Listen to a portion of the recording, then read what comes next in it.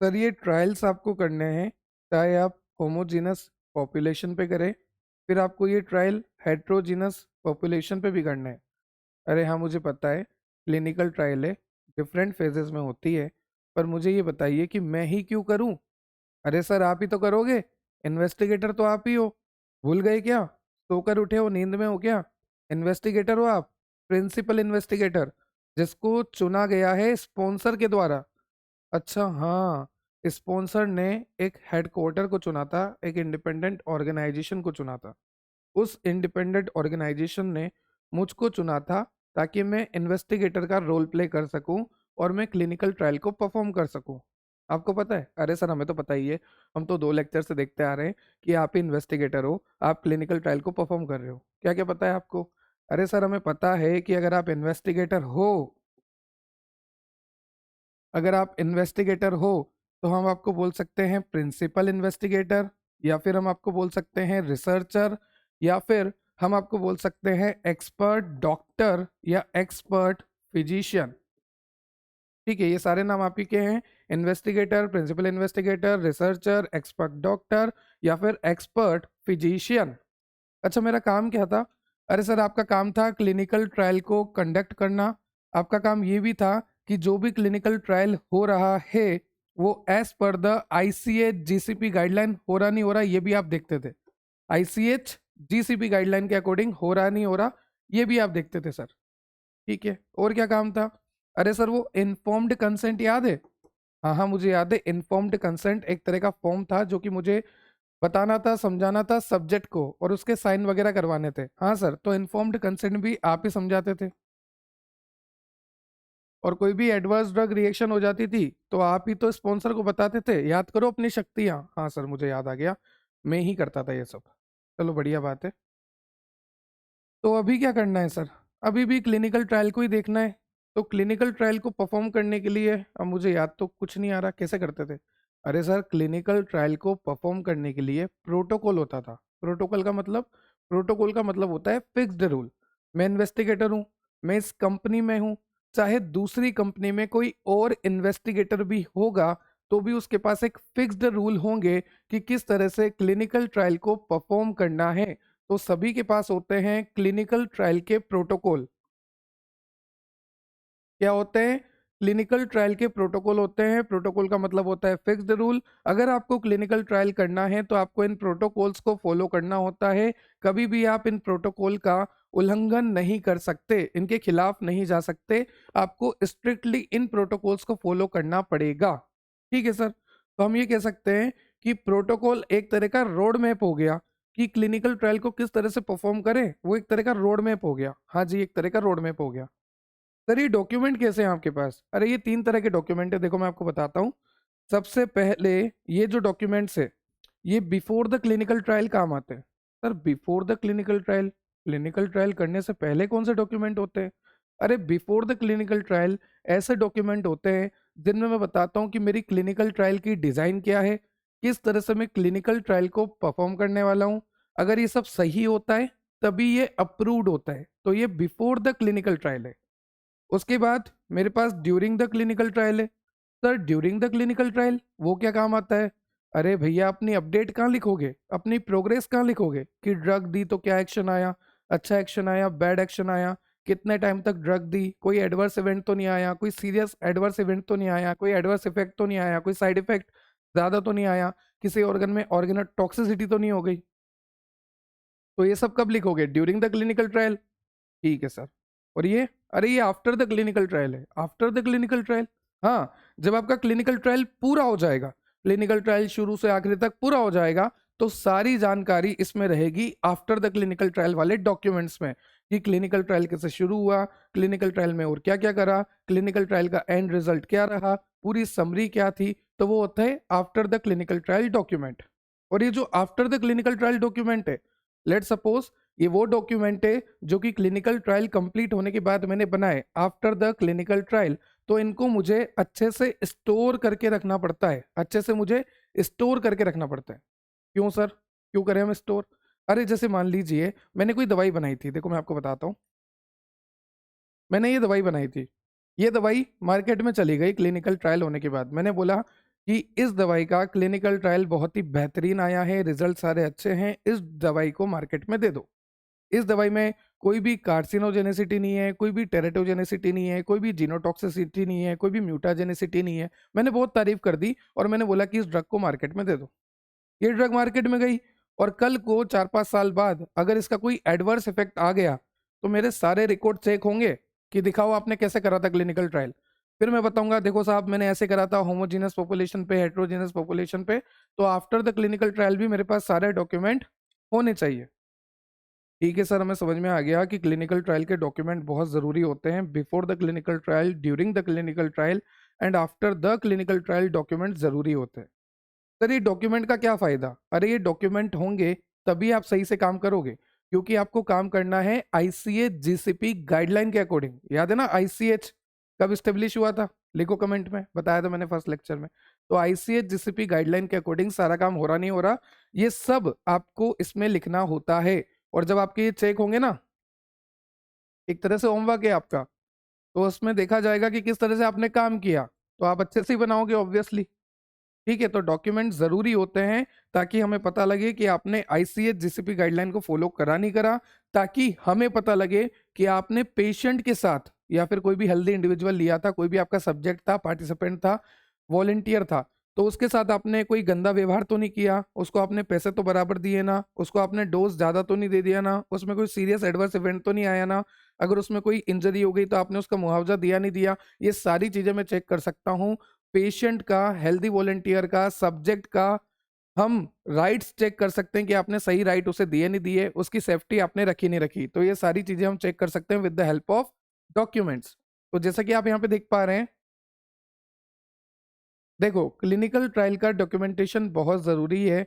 essential document that show trial was conducted according to GCP protocol and regulation.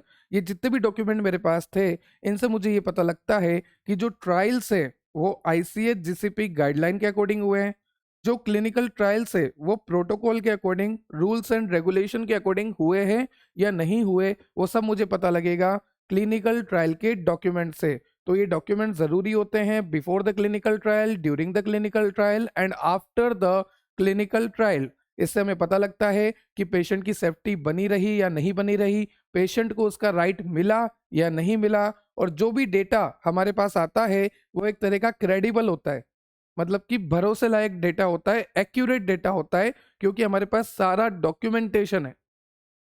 और यहाँ पर trial conduct जो हुआ वो अकॉर्डिंग टू जीसीपी हुआ नहीं हुआ वो भी हमें पता लग जाता है। क्या आपको क्लियर हो गया कि क्लिनिकल ट्रायल डॉक्यूमेंटेशन क्यों जरूरी है? अब देखो मैंने आपको बताया before the clinical trial, during the clinical trial and after the clinical trial. तो ऐसे कौन कौन से डॉक्यूमेंट होते हैं जो बिफोर चाहिए होते हैं? तो before the clinical trial, this type of documents use to show the trial is properly plan and approved. आपका जो ट्रायल है उसका जो डिजाइन है, उसका जो किस तरह से आप ट्रायल करोगे, पूरा रोड मैप है, वो प्रॉपरली प्लान है ना, आपने अच्छे से प्लान करा हुआ है ना कि किस तरह से आपको क्लिनिकल ट्रायल करना है। और अगर मान लीजिए आपने प्लान करा हुआ है कि किस तरह से आपको क्लिनिकल ट्रायल करना है, तो वो प्लान आपका अप्रूव्ड है ना, ये सब चेक किया जाता है। तो ये जो डॉक्यूमेंट होते हैं ये होते हैं बिफोर द ट्रायल। अब देखो कौन कौन से डॉक्यूमेंट होते हैं, जैसे कि आपका फाइनल प्रोटोकॉल, किस तरह से आप क्लिनिकल ट्रायल को करने वाले हो, उसमें कोई भी अमेंडमेंट होता है, कोई भी अपडेशन होता है तो भी बताओ। साथ ही साथ इन्वेस्टिगेटर ब्रोशर, इसमें क्या होता है, दवाई के बारे में सारी जानकारी होती है। आपको पता है कि हमें क्या करना है, हमारी दवाई को ह्यूमन पे टेस्ट करना है, क्लिनिकल ट्रायल में यही करते हैं, हमारी दवाई को ह्यूमन पे टेस्ट करते हैं। तो हमारी दवाई पहले प्री क्लिनिकल ट्रायल से होकर आई हुई है। प्री क्लिनिकल ट्रायल का मतलब होता है कि हमने पहले एनिमल को हमारी दवाई दी थी, जैसे कि रोडेंट्स को दी थी, नॉन रोडेंट्स को दी थी। रोडेंट में हो गया रैट, माइस, नॉन रोडेंट में हो गया डॉग।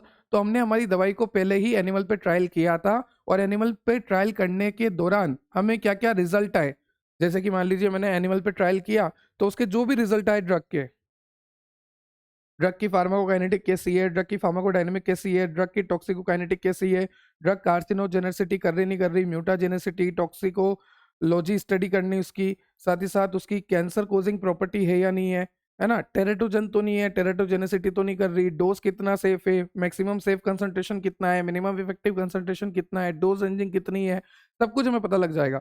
पोटेंसी कितनी है, लीथल इफेक्ट तो नहीं है, फार्माकोलॉजिकल एक्शन कैसा है, मैकेनिज्म ऑफ एक्शन कैसा है ना, सारी चीजें हमें पता लग जाएगी ड्रग से रिलेटेड। तो यहाँ पर हमें सारी इंफॉर्मेशन है ड्रग की, तो वो सारी इंफॉर्मेशन कहाँ रखेंगे, इन्वेस्टिगेटर ब्रोशर में रखेंगे। तो एक बात ध्यान रखना, इन्वेस्टिगेशन ब्रोशर में सारी इंफॉर्मेशन होती है ड्रग की। जब हमने ड्रग का प्री क्लिनिकल ट्रायल किया था, क्या किया था, प्री क्लिनिकल ट्रायल किया था, तो ड्रग की जो भी इंफॉर्मेशन है जब हमने प्री क्लिनिकल ट्रायल किया था, वो सारी इंफॉर्मेशन कहाँ रखते हैं, इन्वेस्टिगेटर ब्रोशर में रखते हैं। और अगर हमने ड्रग को ह्यूमंस पे भी दिया, जैसे फेज 0 में माइक्रोडोजिंग स्टडी करते हैं, छोटा सा डोज देके देखते हैं, तो अगर हमने एडीएमए ह्यूमन पे भी फेज 0 में स्टडी करी, तो वो सारा डेटा भी यहाँ रहेगा। और जैसे जैसे हम फेज चेंज करते जाएंगे, फेज 1, फेज 2, फेज 3, फेज 4, तो जो भी डेटा आएगा ड्रग से रिलेटेड, कि ड्रग की प्रॉपर्टी क्या है, ड्रग की लिपोफिलिसिटी, ड्रग की काइनेटिक, ड्रग का एब्जॉर्प्शन, डिस्ट्रीब्यूशन, मेटाबॉलिज्म, एक्सक्रीशन क्या है, वो सारी प्रॉपर्टी यहाँ पर लिखी जाएगी। तो इन्वेस्टिगेटर ब्रोशर में ड्रग से रिलेटेड सारी जानकारी होती है। तो वो भी एक तरह का हमारा क्या है, बिफोर द ट्रायल डॉक्यूमेंट है। तो final protocol, amendment, investigator brochure, informed consent form, obviously informed consent form होना ही चाहिए। क्लिनिकल ट्रायल तुम करने जा रहे हो तो तुम्हारे पास पहले इन्फॉर्म्ड कंसेंट फॉर्म होना चाहिए ना, जिसपे साइन हो पार्टिसिपेंट के, जो सब्जेक्ट है उसके साइन हो, जो वॉलंटियर है उसके साइन हो, कि हाँ भैया मैं खुद पे क्लिनिकल ट्रायल कराने के लिए बिल्कुल तैयार हूँ। तो आपको 2-4 डॉक्यूमेंट यहाँ पे याद रखने हैं, जैसे फाइनल प्रोटोकॉल हो गया, इन्वेस्टिगेटर ब्रोशर हो गया, इन्फॉर्म्ड कंसेंट फॉर्म हो गया, एक एथिक्स कमिटी अप्रूवल लेटर होता है, आपको याद हो तो, institutional review board, independent ethic committee, इनसे अप्रूव्ड एक लेटर होता है, ठीक है। फिर इंश्योरेंस स्टेटमेंट होता है। मान लीजिए क्लिनिकल ट्रायल के दौरान मेरा कोई पेशेंट था, क्लिनिकल ट्रायल के दौरान मेरा कोई सब्जेक्ट था, उसमें कोई ज्यादा ही दिक्कत आ गई, तो उसका इंश्योरेंस है या नहीं, वो भी आपको ध्यान रखना है। फिर करिकुलम विटाई, करिकुलम विटाई मतलब वो बोलते हैं ना सीवी, रेज्यूमे, सीवी, तो इन्वेस्टिगेटर का करिकुलम विटाई, अच्छा मेरा मेरा करिकुलम विटाई, ये लो सर, ये मेरा करिकुलम विटाई, ये मेरा सीवी, इन्वेस्टिगेटर हूँ मैं, ठीक है। तो इतने काफ़ी हैं, क्योंकि बहुत सारे डॉक्यूमेंट्स से कहाँ तक याद रखोगे, बाकी आपका मन है, अगर आप चाहते हैं randomization list, case report form जो कि आगे आएगा, है ना, क्लिनिकल ट्रायल एग्रीमेंट जो कि स्पॉन्सर और इन्वेस्टिगेटर के बीच में होता है, तो आप जितने याद रखोगे उतने बढ़िया हैं, बाकी मेरे हिसाब से तो 4-5 ठीक है। क्या आपको क्लियर हुआ कि बिफोर द ट्रायल कौन कौन से डॉक्यूमेंट होते हैं? अब देखो, during the trial use to record trial progress and ongoing compliance. देखो क्या क्या हमारी प्रोग्रेस हुई है क्लिनिकल ट्रायल के दौरान। अच्छा, ड्रग दी, कितने दिन तक दी, ठीक है, इफेक्ट आया क्या, आया आया इफेक्ट आया, कोई ऑर्गेनोटॉक्सिसिटी, तो जो भी चीजें हुई है वो सब लिख लो, ठीक है। तो यहाँ पर कौन कौन से डॉक्यूमेंट होते हैं, signed informed consent form, obviously signed वाले, इन्फॉर्म कंसेंट फॉर्म के यहाँ साइंड है, प्रॉपर है। आपको चाहिए ना, अगर कोई आ जाए कि दिखाओ ये पार्टिसिपेंट के ऊपर आप क्लिनिकल ट्रायल कर रहे हो, इसने साइन करा नहीं करा इन्फॉर्म कंसेंट फॉर्म पे, तो हम दिखा सकते हैं, देखो ये हमारा इन्फॉर्म कंसेंट फॉर्म, इस पे साइन करा हुआ है पार्टिसिपेंट ने, है ना। हम थोड़ी ना ऐसे ही कर रहे हैं। सब्जेक्ट का एनरोलमेंट हम दिखा देंगे, हमने स्क्रीनिंग किस बेसिस पे करी, स्क्रीनिंग का मतलब कि इंक्लूजन एक्सक्लूजन, मतलब कि अगर कोई पेशेंट आया, यार ये वाला क्लिनिकल ट्रायल के लिए फिट नहीं है, जैसे मान लीजिए मुझे हेल्थी इंडिविजुअल चाहिए, अब हेल्थी इंडिविजुअल मुझे चाहिए, कोई ऐसा आया जो बीमार है, मैं उसको कह दूंगा नहीं भैया आप हमारे क्लिनिकल ट्रायल में फिट नहीं होते। कोई ऐसा आया जिसको मेडिकेशन चल रही है, नहीं भैया हमें तो एकदम हेल्दी चाहिए जिसको कोई मेडिकेशन नहीं चल रही है। कोई ऐसा आया जो बिल्कुल हेल्दी है जिसको कोई मेडिकेशन नहीं चल रही, तो उसको इंक्लूजन, बाकी सबको एक्सक्लूजन। तो इंक्लूजन एक्सक्लूजन जो भी क्राइटेरिया होता है ना, वो सारे डॉक्यूमेंट्स हमें चाहिए होते हैं। फिर मॉनिटरिंग विजिटिंग रिपोर्ट, मॉनिटर ने विजिट किया नहीं किया, मॉनिटर वो होता है ना, सब ध्यान रखता है, हाँ भाई कैसा क्या चल रहा है, लो को फॉलो कर रहे हो ना, पेशेंट की सेफ्टी बनी है ना, वो सारी चीजें। फिर प्रोटोकॉल डेविएशन, तो आपको जितना याद रखना है, 3-4 एग्जाम्पल, 3-4 डॉक्यूमेंट आप याद रख सकते हैं। कि आपको ये क्लियर है during the clinical trial. Now next is after the clinical trial. तो after the clinical trial this is also known as post trial document. जब आपका क्लिनिकल ट्रायल पूरा हो जाता है तो उस टाइम का जो डॉक्यूमेंट होता है उसे कहते हैं after the trial, use to confirm proper closure and result. ये जो clinical trial after the clinical trial document है, इसमें हम देख सकते हैं रिजल्ट कैसा आया, और आपने क्लिनिकल ट्रायल को पूरी तरह से क्लोजर तो दिया ना, ऐसा तो नहीं है बीच में छोड़ दिया क्लिनिकल ट्रायल, तो ये सब हम चेक कर सकते हैं। तो इसका एग्जांपल है फाइनल क्लिनिकल स्टडी रिपोर्ट, आपको नाम से याद हो जाएगा final clinical study report. Audit certificate और रिपोर्ट, अगर ऑडिट वगैरह हुआ है ना, तो ऑडिट सर्टिफिकेट या रिपोर्ट। टीएमएफ होता है, एक डीएमएफ भी आपने पढ़ा था बी फार्म लेवल पे, ड्रग मास्टर फाइल। एक होता है टीएमएफ, ट्रायल मास्टर फाइल, ठीक है। एक होता है पोस्ट ट्रायल एक्सेस इंफॉर्मेशन। तो 3-4 डॉक्यूमेंट याद रख लो, trial master file, post trial, trial, post trial, trial master file, post trial access information, ठीक है। चलिए, बाकी आपको अगर याद रखना है तो रख सकते हैं, मुझे कोई दिक्कत नहीं है, पर एग्जाम के अकॉर्डिंग जितना सही है उतना बता रहा हूँ। अब किसी भी तरह का डॉक्यूमेंट हो, सर किसी भी तरह का डॉक्यूमेंट मतलब, अरे मतलब क्लिनिकल ट्रायल को परफॉर्म करने के लिए किसी भी तरह का डॉक्यूमेंट हो, चाहे वो आपका इन्वेस्टिगेशन ब्रोशर हो, इन्वेस्टिगेटर ब्रोशर आपने अभी देखा ना, जिसमें ड्रग की सारी इंफॉर्मेशन होती है, चाहे फिर वो आपका इन्फॉर्म्ड कंसेंट फॉर्म हो, ठीक है, चाहे फिर वो आपके क्लिनिकल ट्रायल करने के प्रोटोकॉल हो, उसका भी तो डॉक्यूमेंट होता है पूरा। कोई सा भी आपका डॉक्यूमेंट हो क्लिनिकल ट्रायल से रिलेटेड, चाहे आपका इन्वेस्टिगेटर ब्रोशर हो, चाहे आपका इन्फॉर्म्ड कंसेंट फॉर्म हो, या फिर आपके क्लिनिकल ट्रायल के प्रोटोकॉल हो, तो कोई सा भी डॉक्यूमेंट अगर आप क्लिनिकल ट्रायल के दौरान यूज करते हैं तो उस डॉक्यूमेंट की खास बातें, ओवरऑल खास बातें मैं आपको बताऊंगा। सबसे पहले मैं बताऊंगा कि ऐसे कौन से पॉइंट है जो आप किसी में भी लिख सकते हैं। देखो आपके सिलेबस में आपको दे रखा है कि आपको बताना है प्रोटोकॉल की प्रिपरेशन, इन्वेस्टिगेटर ब्रोशर की प्रिपरेशन, और भी कई तरह के फॉर्म्स आते हैं उनकी प्रिपरेशन। तो हम यहाँ पर आपको बताएंगे कि ऐसे कौन कौन से कॉमन पॉइंट है जो आप सब में लिख सकते हैं डॉक्यूमेंट से रिलेटेड। अगर आपको आ जाए क्लिनिकल ट्रायल का कोई भी डॉक्यूमेंट, कोई भी फॉर्म, तो आप क्या लिखेंगे वो आप देख लीजिए। पहले ये देखिए, ये क्लिनिकल ट्रायल के डॉक्यूमेंट के बारे में एक ओवरऑल मैंने आपको बता रखा है, तो ध्यान से स्टेप वाइज इसको समझते जाइए। जो भी डॉक्यूमेंट होता है क्लिनिकल ट्रायल का, चाहे आप क्लिनिकल ट्रायल को डिजाइन कर रहे हो, कंडक्ट कर रहे हो, रिकॉर्ड कर रहे हो, रिपोर्ट कर रहे हो, क्लिनिकल ट्रायल का कोई भी डॉक्यूमेंट है, for designing, for conducting, for recording, for reporting of the clinical trial, it must follow GCP ICH guideline. जो भी डॉक्यूमेंट क्लिनिकल ट्रायल में होगा उसको जीसीपी आईसीएच गाइडलाइन को फॉलो करना पड़ेगा, गुड क्लिनिकल प्रैक्टिसेस की गाइडलाइन को फॉलो करना पड़ेगा। और जो डॉक्यूमेंट होता है आपकी क्लिनिकल ट्रायल का, वो एक स्टैंडर्ड टेम्पलेट का बना होता है, और ये जो स्टैंडर्ड टेम्पलेट होता है ये अप्रूव्ड होता है स्पॉन्सर से कि हाँ ये टेम्पलेट अच्छा लग रहा है इसको ले लो, और यही टेम्पलेट अप्रूव्ड होता है आईआरबी और आईईसी से, institutional review board independent ethic committee, मतलब कि आपकी कमेटी से भी अप्रूव्ड होता है। तो एथिक्स कमेटी से अप्रूव्ड होता है, स्पॉन्सर से अप्रूव्ड होता है, वो एक स्टैंडर्ड टेम्पलेट इस तरह का होता है जो कि आप यूज कर सकते हो आपके क्लिनिकल ट्रायल में, ठीक है। उसके बाद जो भी आपका क्लिनिकल ट्रायल का डॉक्यूमेंट होगा वो क्लियरली लेबल होना चाहिए, अच्छे से उसमें साफ साफ दिखना चाहिए। टाइटल उसमें क्लियरली लेबल होना चाहिए, क्या टाइटल उसमें क्लियरली लेबल होना चाहिए।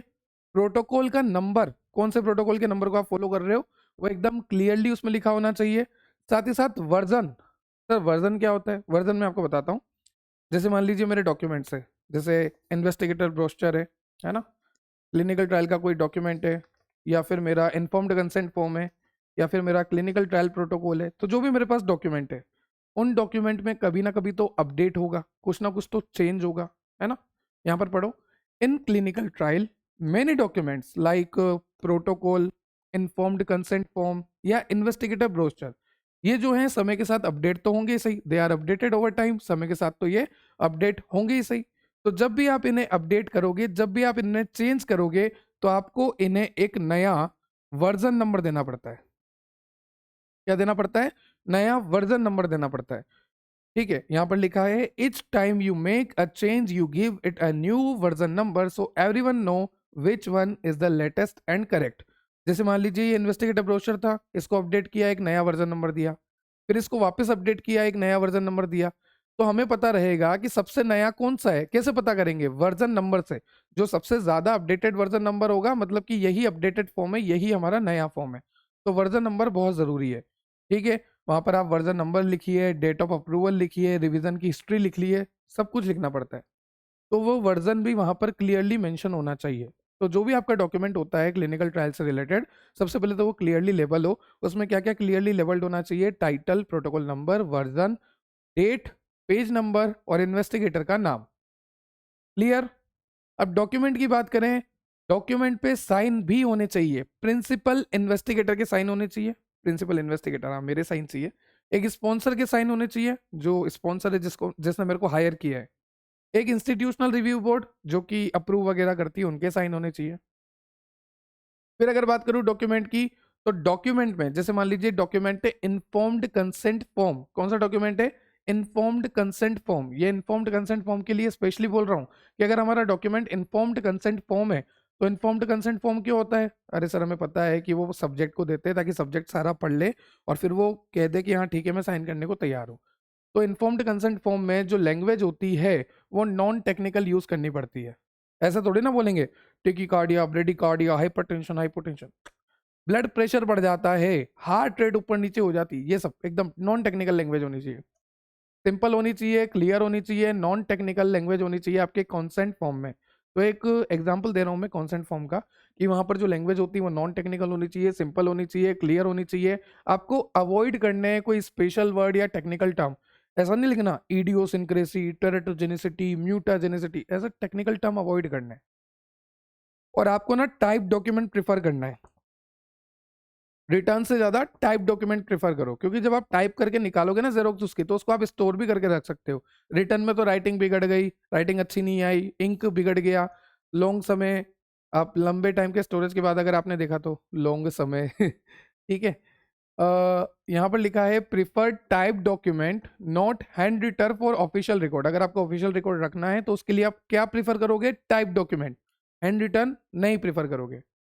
Using consistent font and spacing. आप देखो यहाँ पर मैंने एक कंसिस्टेंट फॉन्ट यूज कर रखा है, एक प्रॉपर स्पेस मैंने मैनेज किया हुआ है। तो इसी तरह से कंसिस्टेंट फॉन्ट यूज करना है और प्रॉपर स्पेसिंग मैनेज करनी है आपके डॉक्यूमेंट्स में। क्या यहाँ तक आपको क्लियर हुआ? और जो भी डॉक्यूमेंट है आपका, उसकी हैंडलिंग आपको कैसे करनी है? डॉक्यूमेंटेशन की हैंडलिंग, डॉक्यूमेंटेशन की स्टोरेज आपको कैसे करनी है? As per the SOP. SOP को फॉलो करते हुए आपको ये सब करना है। ठीक है सर, कोई भी क्लिनिकल ट्रायल का डॉक्यूमेंट होगा तो उसका स्टोरेज वगैरह, मैनेजिंग वगैरह एज पर द एसओपी में कर लूंगा। हाँ, साथ ही साथ उसको आपको स्टोर करना है सिक्योरली और लॉक करना है, पासवर्ड प्रोटेक्टेड। अगर ऑनलाइन है तो लॉक कर दो, पासवर्ड प्रोटेक्टेड कर दो। ठीक है। अब लास्ट बात, जब भी कोई भी डॉक्यूमेंट क्लिनिकल ट्रायल का कोई सा भी डॉक्यूमेंट अगर आप सबमिट करने जा रहे हो, तो उससे पहले एक टीम होती है, क्वालिटी एश्योरेंस टीम। कौन सी टीम होती है? Quality assurance team. वो डॉक्यूमेंट को पूरी तरह से रिव्यू करेगी और अगर सही होगा तभी वो सबमिशन के लिए अप्रूवल देगी। क्या ये आपको क्लियर हो गया डॉक्यूमेंट के बारे में सारा? चलो, ये सारी चीजें यहाँ पर आपको लिखी हुई है। नेक्स्ट आपको बता रखा है प्रोटोकॉल के बारे में। किसके बारे में? प्रोटोकॉल। सर मुझे तो क्लिनिकल ट्रायल करना ही नहीं आता, मैं क्लिनिकल ट्रायल कैसे करूं? अरे कोई दिक्कत नहीं है, प्रोटोकॉल को फॉलो कर लो। सर प्रोटोकॉल का मतलब तो फिक्स्ड रूल है ना, उन्हीं को फॉलो करना है। हाँ हाँ, प्रोटोकॉल एक तरह के फिक्स्ड रूल होते हैं, एक तरह का रोड मैप होता है। जैसे मैंने देखा, अच्छा ऐसे करना है, फिर ऐसे करना है, फिर ऐसे करना है, तो एक तरह का रोड मैप है मेरे पास, तो मैं कर ही सकता हूँ। तो a protocol is a detail return plan describing how a clinical trial will be conducted. Detail return आपको अच्छे से लिख कर दे रखा है कि कैसे क्लिनिकल ट्रायल को करना है, एक तरह का रोड मैप आपको दे रखा है कि कैसे आपको क्लिनिकल ट्रायल को परफॉर्म करना है। साथ ही साथ आपको यहाँ पर लिखा है to ensure all investigator follow the same procedure. To ensure all investigator follow the same procedure, मैंने लेक्चर के स्टार्टिंग में बताया था। जैसे कि इस कंपनी का इन्वेस्टिगेटर मैं हूँ, तो मुझे क्लिनिकल ट्रायल को परफॉर्म करना है। कहीं कोई दूसरी कंपनी है, वहां पर कोई दूसरा इन्वेस्टिगेटर है, तो उसको भी अगर क्लिनिकल ट्रायल को परफॉर्म करना है तो उनको भी क्या करना पड़ेगा? फिक्स्ड रूल को फॉलो करना पड़ेगा, क्लिनिकल ट्रायल के प्रोटोकॉल को फॉलो करना पड़ेगा। तो सबसे पहले लिखा है to provide a clear road map for the study, to ensure all investigator follow the same procedure, and साथ ही साथ इस प्रोसीजर को अगर आप फॉलो करोगे तो आपका रिजल्ट भी अच्छा आएगा, आपका रिजल्ट वैलिड होगा, है ना, अप्रूव्ड होगा। To demonstrate compliance with ethical and scientific standard. क्योंकि यहाँ पर जो गाइडलाइंस दे रखी है, जो फिक्स रूल दे रखे हैं, उसके अंदर सब्जेक्ट के बारे में भी बता रखा है, ड्रग के बारे में बता रखा है कि ड्रग को किस तरह से स्टोर करना है, हैंडलिंग करनी है, सब्जेक्ट को किस तरह से हैंडलिंग करनी होती है, सब्जेक्ट के वाइटल कैसे चेक करने होते हैं, ब्लड प्रेशर वगैरह, liver function test, kidney function test, सब कुछ लिखा हुआ है। तो आपको इसको स्ट्रिक्टली फॉलो करना पड़ेगा अगर आप क्लिनिकल ट्रायल कर रहे हैं, और अगर आप किसी भी कंपनी में इन्वेस्टिगेटर का रोल प्ले कर रहे हैं तो क्लिनिकल ट्रायल के जो प्रोटोकॉल है, फिक्स रूल है, जो कि रिटर्न आपको दे रखे हैं, उनको आपको फॉलो करना है अगर आपको क्लिनिकल ट्रायल करना है तो। अगर मैं बात करूं आईसीएच जीसीपी, तो ICS GCP के सेक्शन नंबर E6 सेक्शन की R2 गाइडलाइन, कौन सा सेक्शन है? ICS GCP का E6 सेक्शन है। E6 सेक्शन के तहत R2 गाइडलाइन के तहत आपको यहाँ पर दिखा रखे हैं content of a clinical trial protocol. कौन कौन से कंटेंट होने चाहिए अगर एक प्रोटोकॉल आपके पास है तो। ठीक है सर, मेरे पास ये क्लिनिकल ट्रायल प्रोटोकॉल है तो इसके अंदर क्या क्या कंटेंट है वो आपको बता रखा है। तो सबसे पहले है टाइटल पेज। क्या होता है? सबसे पहले जो होता है वो होता है टाइटल पेज। कौन सा पेज? Title page. यहाँ पर क्या होता है? प्रोटोकॉल का टाइटल, प्रोटोकॉल का नंबर, वर्जन मैंने आपको बता दिया क्या होता है, डेट, इन्वेस्टिगेटर का नाम और स्पॉन्सर का नाम। तो मेरे साथ याद करो क्योंकि अब याद करने वाला आ गया। सबसे पहले हो गया टाइटल पेज। क्या हो गया? Title page. Protocol title, protocol number, protocol title, protocol का नंबर। ठीक है sir, protocol title, protocol number. फिर आता है वर्जन। क्या आता है? वर्जन। और वर्जन कहाँ जा रहा है? डेट पे जा रहा है, ऐसे याद रख लो। फिर है इन्वेस्टिगेटर। इन्वेस्टिगेटर तो याद ही है आपको, सामने ही है आपके। और एक स्पॉन्सर। मेरे को किसने चुना? स्पॉन्सर ने चुना। तो इन्वेस्टिगेटर का नाम, स्पॉन्सर का नाम। तो प्रोटोकॉल टाइटल, प्रोटोकॉल नंबर और वर्जन कहाँ जा रहा है? डेट पे जा रहा है। ठीक है, गलत मत बोलना, वर्जन है वो। और इन्वेस्टिगेटर नेम और स्पॉन्सर नेम। ठीक है। फिर दूसरा आता है बैकग्राउंड। किसका बैकग्राउंड? Scientific background. ठीक है। फिर तीसरा आता है ऑब्जेक्टिव, कि जो आप क्लिनिकल ट्रायल कर रहे हैं उसके ऑब्जेक्टिव क्या है, primary objective, secondary objective, what you want to find out. आप करना क्या चाहते हैं? आप क्लिनिकल ट्रायल में करना क्या चाहते हैं, क्या पता करना चाहते हैं, what you want to find out. तो आपके ऑब्जेक्टिव्स क्या हैं? तो सबसे पहले title page, protocol title, protocol number, version, date, investigator name, sponsor name, background, scientific background, objective, primary objective, secondary objective, what you want to find out, study design. ये तो हमने पढ़ा था ना। RCT है मतलब कि रेंडमाइज कंट्रोल ट्रायल है या नॉन रेंडमाइज कंट्रोल ट्रायल है या फिर आपकी ब्लाइंड ट्रायल है, जैसे ओपन लेवल में सबको सब कुछ पता होता है। फिर आपका आता है स्टडी पॉपुलेशन। मैंने आपको बोला ना, इंक्लूजन एक्सक्लूजन। मुझे कहा गया कि सब्जेक्ट चूज करके लाओ और वो भी हेल्दी इंडिविजुअल लेकर आओ जिसको कोई बीमारी ना हो, जिसको कोई मेडिकेशन ना चल रही हो। तो मैंने देखा कि इसको बीमारी है, एक्सक्लूजन निकाल दो। इनको बीमारी नहीं है पर ये टैबलेट ले रहे हैं हाइपरटेंशन की, निकाल दो, है ना, एक्सक्लूजन। आपको बीमारी नहीं है, आप हेल्दी हो, कोई मेडिकेशन नहीं चल रही, इंक्लूजन। तो आपने किस बेसिस पे सब्जेक्ट को चूज करा, एक्सक्लूजन इंक्लूजन क्राइटेरिया क्या है आपका, इंक्लूजन एक्सक्लूजन क्राइटेरिया क्या है आपका। तो कंटेंट में हमने देखा सबसे पहले टाइटल पेज, जहां पे protocol title, protocol number, version, date, investigator and sponsor name, background, scientific background, objective में देखा primary and secondary objective, what you want to find out. Study design में हमने देखा कि किस तरह की स्टडी है, डिजाइन किस तरह की है, RCT है, नॉन RCT है, ओपन लेवल है, किस तरह की है ना, पैरेलल है, किस तरह की है। फिर स्टडी पॉपुलेशन में हमने देखा कि आपने जो सब्जेक्ट को चूज किया है, इंक्लूजन एक्सक्लूजन क्राइटेरिया क्या है, किस बेसिस पे आपने सब्जेक्ट को चूज करा है।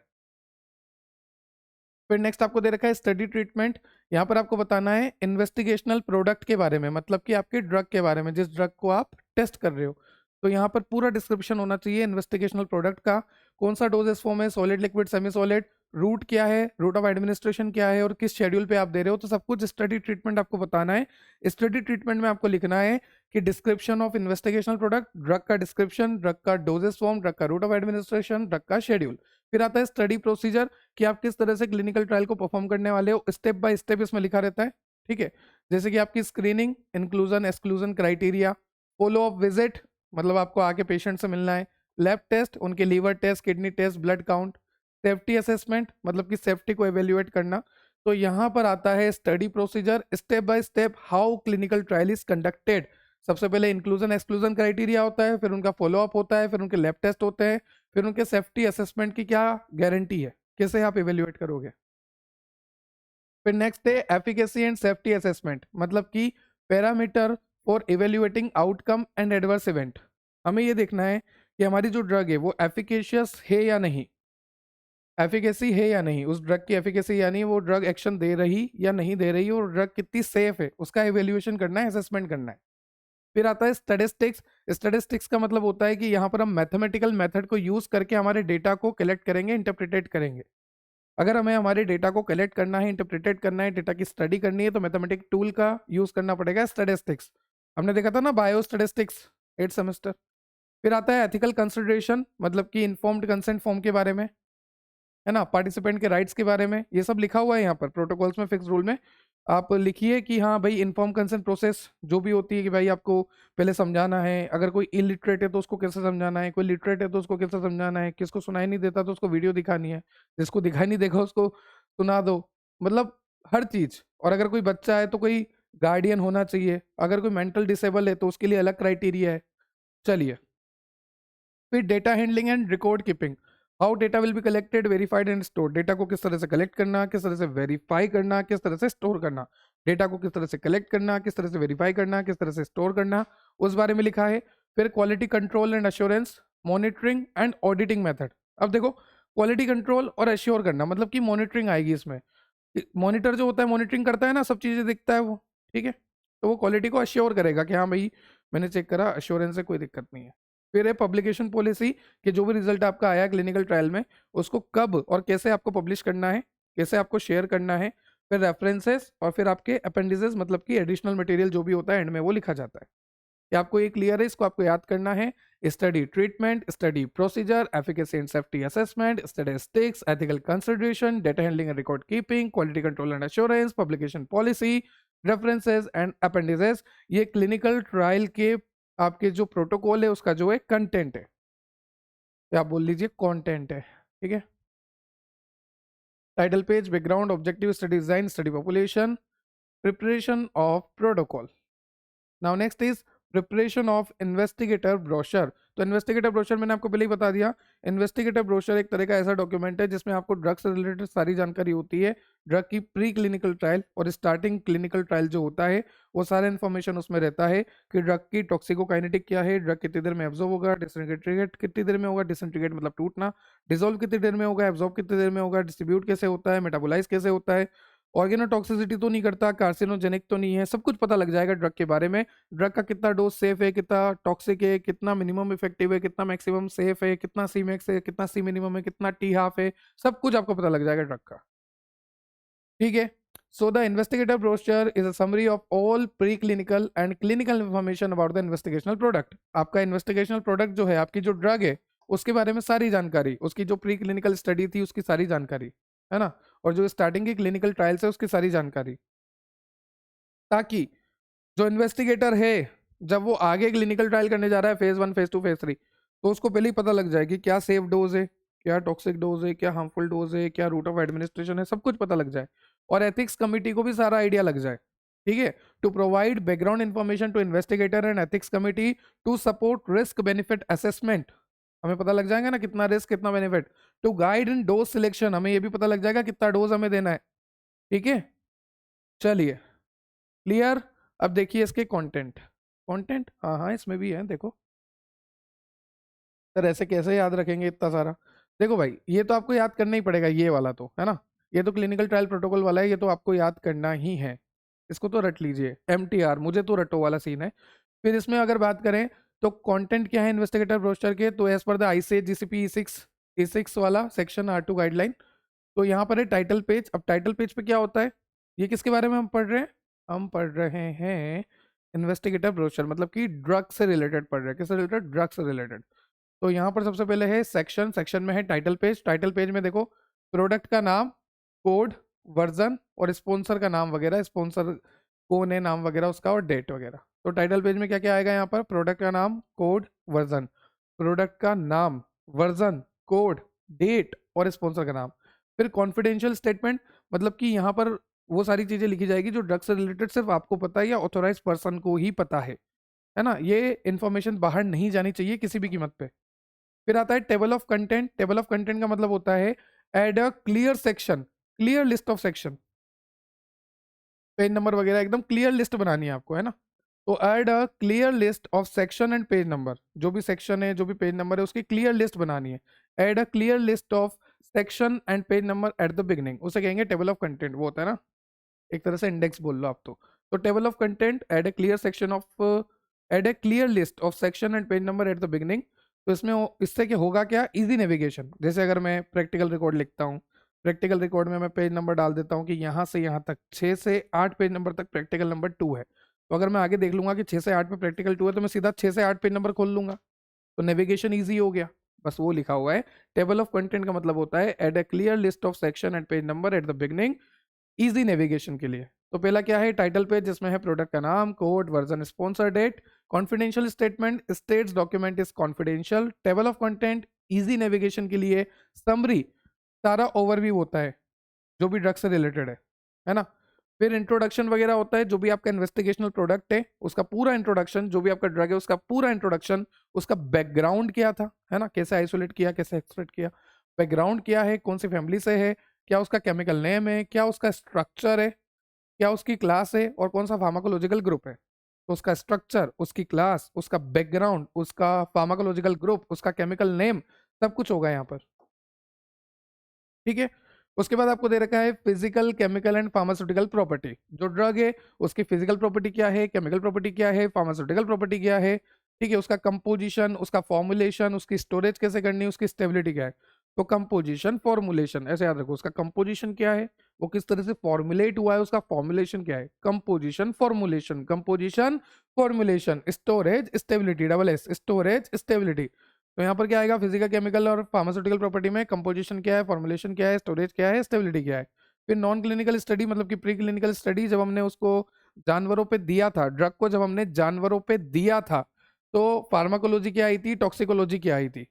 फिर ह्यूमन पे जब हमने स्टार्टिंग में दिया, फेज 0 में हमने दिया, माइक्रोडोजिंग स्टडी जब हमने करी, तो फार्माकोकाइनेटिक क्या आई, फार्माकोडायनेमिक क्या आई, सेफ्टी एफिकेसी क्या है, एडवर्स इफेक्ट क्या है। मतलब जब हम देते गए फिर हमें पता लगता गया कि सेफ्टी क्या है, एडवर्स इफेक्ट क्या है, डायनेमिक क्या है। शुरू में तो सिर्फ हम काइनेटिक का पता करते हैं।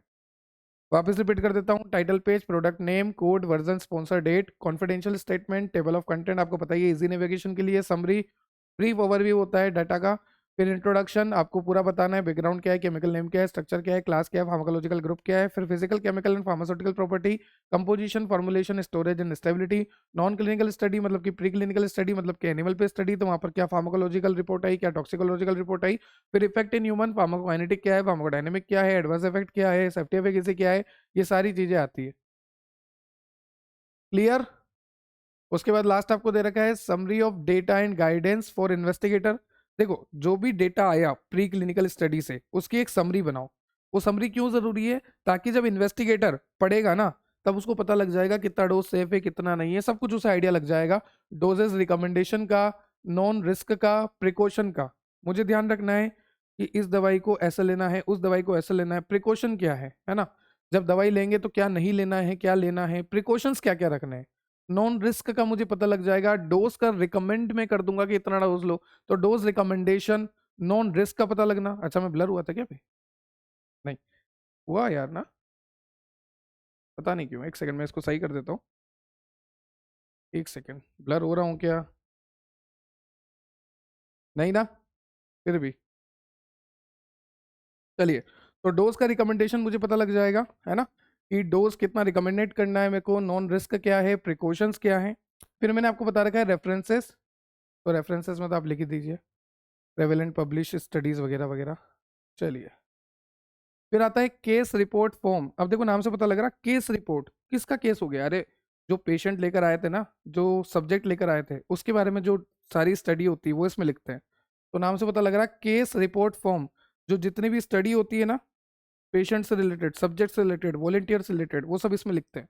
ये हैंड रिटन भी हो सकता है, ये इस तरह का डॉक्यूमेंट है केस रिपोर्ट फॉर्म, जो कि हैंड रिटन भी हो सकता है या फिर कंप्यूटर फॉर्मेट में भी हो सकता है, टाइप फॉर्मेट में। तो यहाँ पर लिखा है एक तरह का डॉक्यूमेंट है, जो कि पेपर में भी हो सकता है, इलेक्ट्रॉनिक भी हो सकता है। अगर इलेक्ट्रॉनिक है तो सारा डेटा को हम सॉफ्टवेयर में एंटर कर देंगे। ऑब्वियसली इलेक्ट्रॉनिक है तो सारा डेटा जो है सॉफ्टवेयर में, और अगर पेपर पे है तो सारा हैंड रिटन करना पड़ेगा, और हैंड रिटन के बाद जेरोक्स होगी सारी की। ठीक है। तो डॉक्यूमेंट है ये एक तरह का, केस रिपोर्ट फॉर्म एक तरह का डॉक्यूमेंट है, जो कि पेपर भी हो सकता है, इलेक्ट्रॉनिक भी हो सकता है। इलेक्ट्रॉनिक है तो डेटा को एंटर करना है सॉफ्टवेयर में, और अगर पेपर पे है तो प्रिंटेड फॉर्म होगा, जो कि हैंड से फिल करोगे आप। ठीक है।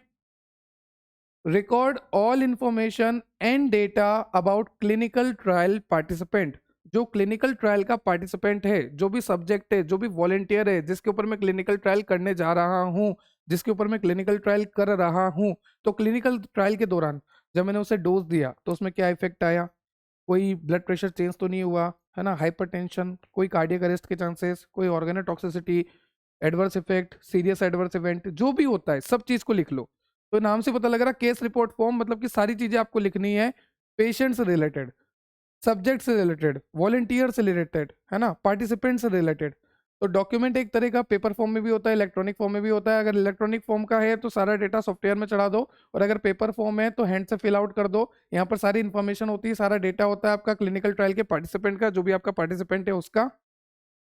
साथ ही साथ इस फॉर्म को फिल करेंगे सिर्फ और सिर्फ इन्वेस्टिगेटर या फिर ऑथोराइज स्टाफ। ये जो केस रिपोर्ट फॉर्म है ये इन्वेस्टिगेटर फिल करेगा या फिर कोई ऑथोराइज स्टाफ है। जैसे मैंने सब इन्वेस्टिगेटर को काम दे दिया, ले भाई काम कर ले, तो सब इन्वेस्टिगेटर काम ले रहा है और सब इन्वेस्टिगेटर काम कर रहा है। मैं अभी भी चेक कर रहा हूँ कि ब्लर तो नहीं हो रहा। हाँ, तो सब इन्वेस्टिगेटर जो है काम कर रहा है। तो मैं इन्वेस्टिगेटर हूँ, या तो मैं फिल कर सकता हूँ, या कोई ऑथोराइज पर्सन है वो फिल कर सकता है, या मैंने किसी को दे दिया कि ले भाई सब इन्वेस्टिगेटर तो फिल कर दे, आज मेरा मन नहीं है, तो वो कर सकता है ना। तो केस रिपोर्ट फॉर्म को कौन फिल करेगा? इन्वेस्टिगेटर फिल करेगा, ऑथोराइज स्टाफ फिल करेगा, या सब इन्वेस्टिगेटर फिल कर सकता है। अब यहां पर क्या क्या होता है? Collect all trial data, every participant test result, dose and side effect. देखो, मैंने डोज दिया दिया, किस रूट ऑफ एडमिनिस्ट्रेशन दे दिया वो लिख दो, क्या डोज दिया, कितना दिया वो लिख दो, क्या इफेक्ट आया वो लिख दो, क्या साइड इफेक्ट आ रहे हैं वो लिख दो। मतलब कि पेशेंट में जो भी चेंजेस आ रहा है, इफेक्ट जो आ रहे हैं, साइड इफेक्ट जो आ रहे हैं, सीरियस एडवर्स इवेंट जो आ रहे हैं, एडवर्स इफेक्ट जो आ रहा है, लॉन्ग टर्म टॉक्सिसिटी आ रही है, जो भी इफेक्ट ड्रग देने के बाद पेशेंट में देखने को मिल रहा है वो सारा इफेक्ट लिख डालो। क्लियर? तो उसे कहते हैं केस रिपोर्ट फॉर्म। अब इससे क्या होता है? ट्रांसपेरेंसी मेंटेन रहती है। जैसे पेशेंट के साथ जो भी हुआ, पार्टिसिपेंट के साथ जो भी हुआ, वो मैंने सब लिख दिया, तो इससे एक ट्रांसपेरेंसी बनी रही। स्पॉन्सर, मॉनिटर और ऑडिटर, इन सभी को लेकर, जैसे मान लीजिए मैं इन्वेस्टिगेटर हूँ, मैं क्लिनिकल ट्रायल कर रहा हूँ, मैंने दवाई दी और दवाई देने के बाद जो भी चीजें आई मैंने लिख ली, तो अब कोई भी आया, स्पॉन्सर आया, ऑडिटर आया, मॉनिटर आया, तो वो चेक कर सकता है। तो हमारे बीच में एक ट्रांसपेरेंसी है। देखो, मैंने आपसे कुछ नहीं छुपाया, आप चेक कर लो, ये जो भी रिजल्ट आया है सारा, तो ऑडिटर, मॉनिटर या स्पॉन्सर ऐसे चेक करेगा। तो हम दोनों के बीच में ट्रांसपेरेंसी हो गई। देखो, मैं आपसे कुछ भी नहीं छुपा रहा हूँ, ये जो है आपके सामने है। फिर नेक्स्ट है हेल्प इन डेटा एनालिसिस, कि ड्रग सेफ है, इफेक्टिव है या नहीं। ऑब्वियसली जब मैं ड्रग किसी पार्टिसिपेंट को दूंगा और जो जो एक्शन वो आएंगे उसमें मैं नोट कर लूंगा, तो मुझे पता लग ही जाएगा कि ड्रग सेफ है क्या, ड्रग एफिकेशियस है क्या, ड्रग की पोटेंसी क्या है, बायो अवेलेबिलिटी कितनी है, सब पता लग जाएगा। ड्रग कितनी टॉक्सिक है, ड्रग कितनी हार्मफुल है, ड्रग कितनी साइड इफेक्ट दे रही है, ड्रग कितने एडवर्स इफेक्ट दे रही है। तो हमें सारा डेटा का पता लग जाएगा और यहाँ पे ट्रांसपेरेंसी भी बनी रहेगी। और साथ ही साथ ये जो केस रिपोर्ट फॉर्म है ये हम सबमिट करेंगे रेगुलेटरी अथॉरिटीज को। जैसे मैं इंडिया में हूँ तो सिडिस्को में DCGI, drug controller general of India.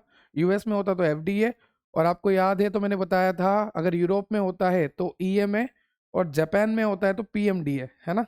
हाँ, मुझे भी याद है। देखो, तो ये केस रिपोर्ट फॉर्म होता है। क्लियर? अब केस रिपोर्ट फॉर्म में भी आपको देखना है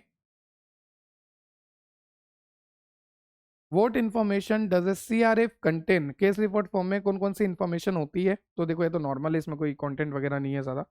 देखो, सबसे पहले पार्टिसिपेंट की इन्फॉर्मेशन, जो हमारा सब्जेक्ट है, जो हमारा वॉलंटियर है जिसके ऊपर हम क्लिनिकल ट्रायल करने वाले हैं, उसकी इन्फॉर्मेशन, उसका आईडी नंबर होता है। नाम वगैरह नहीं लिखते, उसका आईडी नंबर लिखो। नाम वगैरह लिखेंगे ना तो फिर वो हम ये सोचते हैं कि नहीं यार, उसकी जो आइडेंटिटी है उसको रिवेल करना हो गया, तो हम नाम वगैरह नहीं लिखेंगे, आईडी नंबर दे देंगे उनको। उनका एज लिखो, कितने साल के हैं, क्या जेंडर है, कब आए थे, विजिटिंग डेट लिखो। ठीक है sir. ID number, age, age, date of arrival, ठीक है, क्या जेंडर है, ठीक है। फिर एलिजिबिलिटी क्राइटेरिया चेक करो, इंक्लूजन एक्सक्लूजन क्राइटेरिया, हाँ सर पता है। ठीक है सर। पार्टिसिपेंट की इन्फॉर्मेशन हो गई, आईडी नंबर हो गया, एज हो गया, जेंडर हो गया, कब आए थे वो हो गया। फिर उनका इंक्लूजन एक्सक्लूजन क्राइटेरिया हो गया।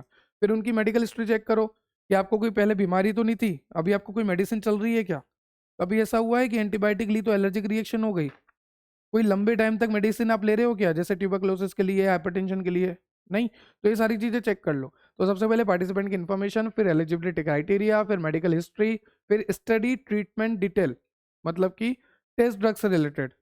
ठीक है, study treatment detail, study drug name, dose, route, frequency, मतलब कि आपको यहाँ पर सब बताना है कि ड्रग का नाम क्या है, ड्रग का डोज किस तरह का है, रूट ऑफ एडमिनिस्ट्रेशन किस तरह का है, और कितने फ्रिक्वेंट हम देने वाले हैं आपको ड्रग। ठीक है। फिर वाइटल साइन हमें चेक करने हैं उस बंदे के। जैसे मान लीजिए कोई बंदा आ गया, हमारा इंक्लूजन एक्सक्लूजन क्राइटेरिया था, हमने इंक्लूजन कर लिया, उसको ले लिया, फिर हमने उसको ड्रग का नाम बताया, रूट वगैरह से ड्रग वगैरह दी। फिर वाइटल साइंस भी तो चेक करेंगे, जैसे कि ब्लड प्रेशर चेक करो बंदे का, पल्स रेट चेक करो, टेम्परेचर चेक करो, बॉडी वेट चेक करो, ये वाइटल साइन होते हैं। Pulse rate, temperature, body weight, blood pressure. Blood pressure, pulse rate, body weight और टेम्परेचर। फिर लेबोरेटरी रिजल्ट, हम लैब टेस्टिंग करेंगे, जैसे ब्लड सैंपल लो, यूरिन सैंपल लो, इनको चेक करो, ईसीजी करो, उसको चेक करो, ज़्यादा है अगर कोई ब्रेन की ड्रग है तो ईईजी कर लो, इलेक्ट्रोएन्सेफेलोग्राम कर लो। फिर adverse event, any side effect और अनवांटेड रिएक्शन, तो उसको नोट करो। फिर कॉन्कोमिटेंट मेडिकेशन, कॉन्कोमिटेंट मेडिकेशन का मतलब होता है जैसे क्लिनिकल ट्रायल चल रहा है, अब क्लिनिकल ट्रायल चलने के दौरान क्या आप कोई और मेडिकेशन भी ले रहे हो क्या? जैसे आपको कोई डायबिटीज की मेडिकेशन चल रही है, हाइपरटेंशन की मेडिकेशन चल रही है, ट्यूबरक्लोसिस की मेडिकेशन चल रही है, कैंसर की मेडिकेशन चल रही है, ऐसी कोई और मेडिकेशन भी आप ले रहे हो क्या? तो उसको कहते हैं कॉन्कोमिटेंट मेडिकेशन। फिर विजिट लॉग, विजिट लॉग का मतलब कि कौन आया ट्रायल साइट पे, है ना, to confirm that all data are correct and verified. एक बार क्या करना पड़ता है हमें, हमें करना पड़ता है विजिट लॉग, मतलब कि सब कुछ चेक करना पड़ता है ताकि हमारा सारा डेटा करेक्ट रहे। आप आए थे, आपका बेच नंबर यही है, ठीक है, आपके ऊपर ये ड्रग हुई, ये सारी टेस्टिंग हमें रीचेक करनी पड़ती है। तो पार्टिसिपेंट की information, eligibility criteria, medical history, study treatment detail, vital sign, laboratory result, advance event, concomitant medication and visit log, ये सारी चीज किस में आएगी? ये आपके पार्टिसिपेंट के, या फिर आप बोल लीजिए जो भी आपका पेशेंट है, जो भी आपका पार्टिसिपेंट है, जो भी आपका सब्जेक्ट है, जो भी आपका वॉलेंटियर है, उसका जो केस रिपोर्ट फॉर्म बन रहा है उसके अंदर ये सब चीजें होती है। क्या ये बात आपको क्लियर है? चलिए, फिर आती है क्लिनिकल स्टडी रिपोर्ट। अब नाम से पता लग रहा, क्लिनिकल स्टडी रिपोर्ट, शुरू से लेकर आखिरी तक क्लिनिकल ट्रायल में जो कुछ भी हुआ उस सब की रिपोर्ट। देखो सबसे पहला क्या था, इन्वेस्टिगेटिव ब्रोशर था, उसमें तो ड्रग की रिपोर्ट थी, है ना। फिर अभी आपका केस स्टडी आया, वो पार्टिसिपेंट के लिए था, ठीक है। उससे पहले क्लिनिकल ट्रायल प्रोटोकॉल था, उससे पहले नॉर्मल डॉक्यूमेंट की बात करी थी। अभी क्लिनिकल स्टडी रिपोर्ट की बात करें तो क्लिनिकल स्टडी रिपोर्ट का मतलब होता है कि पूरा क्लिनिकल ट्रायल शुरू से आखिरी तक, क्लिनिकल ट्रायल में कुछ भी हुआ हो सब कुछ लिखो, एक तरीके की समरी हमें दो, सब कुछ बताओ। पार्टिसिपेंट कौन था, इंक्लूजन एक्सक्लूजन क्राइटेरिया क्या था, किस बेसिस पे आपने लिया, ड्रग कौन सी दी, क्या रूट ऑफ एडमिनिस्ट्रेशन था, कितना डोज दिया, क्या आपने फार्माकोविजिलेंस चेक करी, ड्रग की मॉनिटरिंग करी, क्या आपने पेशेंट की सेफ्टी बनाए रखी, क्या राइट्स उसको दिए, क्या आपने उसको इन्फॉर्म कंसेंट साइन कराया, क्या सब कुछ, है ना। जैसे मान लीजिए कोई ड्रग थी, अब वो ड्रग जो है ये चेक करने के लिए थी कि ये ड्रग जो है डायबिटीज को सही कर सकती है या नहीं कर सकती। जैसे मैं आपको एग्जांपल देता हूँ, a company test a new diabetes drug, जिसको हमने कहा ग्लूकोफ्री, एक ड्रग थी जिसका नाम था ग्लूकोफ्री। 6 महीने तक उसके ट्रायल चले, फिर उसके बाद हमने उसका क्या बनाया, सीएसआर बनाया, मतलब कि क्लिनिकल स्टडी रिपोर्ट बनाई, जिसमें सब कुछ होगा कि स्टडी को कैसे करा गया, ये जो ग्लूकोफ्री ड्रग थी इसकी स्टडी को कैसे करा गया, कौन कौन यहाँ पर पार्टिसिपेट लिया, कौन कौन से हमारे ट्रायल थे, मतलब कि किसके ऊपर हमने ट्रायल किया, कौन सा पार्टिसिपेंट था, है ना, कौन सा हमारा सब्जेक्ट था, क्या इंक्लूजन एक्सक्लूजन क्राइटेरिया था, इस ड्रग ने कितनी शुगर लेवल को गिराया, क्या इससे कोई साइड इफेक्ट तो नहीं आया, क्या ये ड्रग सेफ है, सही से काम कर रही है। तो ये जितनी भी रिपोर्ट होती है क्लिनिकल स्टडी रिपोर्ट, है ना, ये सारी सबमिट होती है रेगुलेटरी अथॉरिटी को।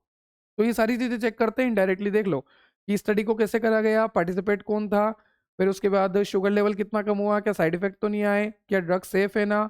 और ये फिर सीएसआर जो होता है क्लिनिकल स्टडी रिपोर्ट, ये सबमिट कर देते हैं रेगुलेटरी अथॉरिटी, रेगुलेटरी बॉडीज को, जैसे कि सिडिस्को, डीसीजीआई को रिव्यू करने के लिए। लिखा भी है देखो, इंडिया में तो ये, यूएस में ये, क्या क्लियर है? Ensure transparency how clinical trial conduct, CSR से क्या होता है, ट्रांसपेरेंसी बनी रहती है कि देखो भैया हमने तो ऐसे करा। तो कभी ऑडिट है, कभी स्पॉन्सर है, कभी आपका मॉनिटर है, अगर उनको चेक करना होगा तो वो चेक कर सकते हैं कि देखो भैया हमारे तो सारी रिपोर्ट ये रही, हमारी पूरी ट्रांसपेरेंसी है, कोई गलती नहीं है, ये सब हमारा ऐसा है, ठीक है। फिर यूजुअली प्रिपेयर्ड बाय स्पॉन्सर, ये क्लिनिकल स्टडी रिपोर्ट कौन बनाता है, स्पॉन्सर बनाता है, हाँ ठीक है। स्पॉन्सर ना एक ऑर्गेनाइजेशन को हायर करता है, आपको पता ही है, ठीक है, सीआरओ हेडक्वार्टर्स आई थिंक। तो वही फिर इन्वेस्टिगेटर को हायर करता है, मॉनिटर को हायर करता है, रिपोर्ट वगैरह बनाता है। तो इनडायरेक्टली हम कह सकते हैं स्पॉन्सर ही बनाता है, क्योंकि स्पॉन्सर ने किसी इंडिपेंडेंट ऑर्गेनाइजेशन को हायर किया और वही सब काम कर रहा है, तो अल्टीमेटली कर कौन रहा है, स्पॉन्सर, ठीक है। चलिए, यहाँ तक क्लियर हुआ। मैं इसमें देख रहा हूँ जैसे तो नोट्स लेके आया हूँ। आगे चलते हैं। अब यहाँ पर आपको स्ट्रक्चर दे रखी है सीएसआर की। सर एक बात बताओ, कितनी स्ट्रक्चर याद करेंगे? अब ये वो टाइटल टाइटल याद करके आया, फिर अब ये क्लिनिकल स्टडी रिपोर्ट, बस ये आखिरी है, हाँ। इसके बाद तो मैं अगर होगी तो भी याद करवा के ही आगे बढ़ूंगा फिर, ठीक है। चलिए, क्लिनिकल स्टडी रिपोर्ट तैयार है आप सभी? चलो सबसे पहले आपको दे रखा है मेन सेक्शन। मेन सेक्शन में टाइटल पेज, आपको पता है टाइटल पेज पे क्या क्या होता है। टाइटल पेज पे होता है study title, sponsor name, drug name, protocol number, date and version. अब मैं आपको पहले ही बता दूं कि ये पूरी क्लिनिकल स्टडी रिपोर्ट बन रही है, और पूरी क्लिनिकल स्टडी रिपोर्ट बनेगी तो यहाँ पर ड्रग की भी जानकारी होगी, पेशेंट की भी जानकारी होगी, इन्वेस्टिगेटर की भी जानकारी होगी, इन्फॉर्म्ड कंसेंट के बारे में भी होगा, सब कुछ होगा, क्योंकि पूरी क्लिनिकल स्टडी रिपोर्ट में क्या क्या हुआ ये वो बन रही है ना।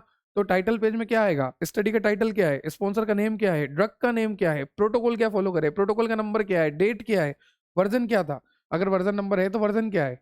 फिर सिनॉप्सिस मतलब कि शॉर्ट समरी आपको देनी पड़ेगी सभी की, ऑब्जेक्टिव की, डिजाइन की, रिजल्ट की, कंक्लूजन की, सबकी शॉर्ट समरी होनी चाहिए।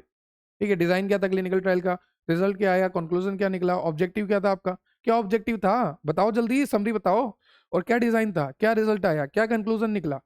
ठीक है, तो टाइटल पेज, सिनॉप्सिस। फिर next is table of content. आपको पता ही है इजी नेविगेशन के लिए होता है टेबल ऑफ कंटेंट, है ना। पेज नंबर वगैरह हम बना लेते हैं, सेक्शन सब बना लेते हैं। फिर इंट्रोडक्शन की बात करें, why the study was done and background of the drug, study को क्यों करा गया, ड्रग का बैकग्राउंड क्या है, तो वो सब इंट्रोडक्शन में आएगा। व्हाई द स्टडीज परफॉर्म, क्या आपका रोल क्या है, जरूरत क्या है स्टडी को करने की, है ना, और बैकग्राउंड ऑफ द ड्रग। फिर next is study objective, what the study wanted to find out, मतलब कि स्टडी में आप क्या फाइंड करना चाह रहे हैं, ग्लूको फ्री से कि डायबिटीज कम हो रही नहीं हो रही है, अभी हमने देखा ना ग्लूको फ्री एक ड्रग है जिससे डायबिटीज कम हो रही नहीं हो रही, वो चेक करना है। तो आपके what the study wanted to find out, मतलब कि स्टडी से आप क्या फाइंड करना चाह रहे हो, कि ड्रग की एफिकेसी फाइंड करना चाह रहे हो, ड्रग की सेफ्टी फाइंड करना चाह रहे हो, ड्रग की टॉक्सिसिटी फाइंड करना चाह रहे हो, क्या फाइंड आप करना चाह रहे हो, स्टडी के ऑब्जेक्टिव क्या है। फिर स्टडी डिजाइन, ये तो आपको पता ही है, आरसीटी, नॉन आरसीटी वगैरह वगैरह। तो सबसे पहला टाइटल पेज, टाइटल पेज में है study title, sponsor name, drug name, protocol number, date and version. फिर आता है सिनॉप्सिस, इसमें सभी की शॉर्ट समरी होगी, objective, design, result and conclusion. फिर आता है table of content, list of all section for easy navigation. फिर आता है introduction, why the study was done and background of the drug. फिर आता है इंट्रोडक्शन के बाद study objective, what the study wanted to find out, study objective, what the study wanted to find out। फिर next is study design, ये तो आपको पता ही है, आरसीटी, नॉन आरसीटी, है ना, open level, blinded. Study population, subject के बारे में बताओ कि जो भी आप सब्जेक्ट लोगे, जिसके ऊपर भी आप ट्रायल करने वाले हो, जो भी आपका वॉलेंटियर है, जो भी आपका पार्टिसिपेंट है, उसकी एज, उसका जेंडर, उसका नंबर, विड्रॉ कर दिया तो क्यों करा, विड्रॉल्स वगैरह सब कुछ। फिर ट्रीटमेंट गिवन, किस डोज को दिया, किस रूट से दिया, किस ड्यूरेशन तक दिया, ट्रीटमेंट का ग्रुप कौन सा है।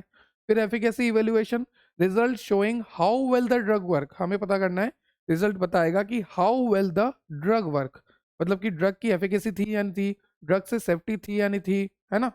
हमारे ओवरऑल बेनिफिट और रिस्क में क्या बेनिफिट ज्यादा है और रिस्क कम है, ये भी हमें पता करना है। तो एफिकेसी का इवेल्युएशन करना है, सेफ्टी का इवेल्युएशन करना है, डिस्कशन करना है, कंक्लूजन निकालना है कि भाई ओवरऑल जो स्टडी थी उसमें सेफ्टी ज्यादा थी, उसमें एक्शन ज्यादा था, या हार्मफुल एक्शन ज्यादा था, क्या था उसमें ज्यादा, है ना, मतलब कि बेनिफिट ज्यादा था या रिस्क ज्यादा था, ये हमें चेक करना है। फिर रेफरेंसेस एंड अपेंडिसेस। ठीक है, चलिए इसके आगे चलते हैं। ये आपका था क्लिनिकल स्टडी रिपोर्ट, रिपोर्ट। ठीक है, एग्जाम्पल हो गया। Now next is clinical trial monitoring. जब क्लिनिकल ट्रायल चलती है तो क्लिनिकल ट्रायल के दौरान एक मॉनिटर होता है, ये मैंने आपको पहले ही बताया, मॉनिटर को बोलते हैं CRA, clinical research associate. Sir इतनी इज्जत क्यों देनी, मॉनिटर बोल दो ना, हाँ मॉनिटर है, क्लिनिकल रिसर्च एसोसिएट है, मॉनिटर है।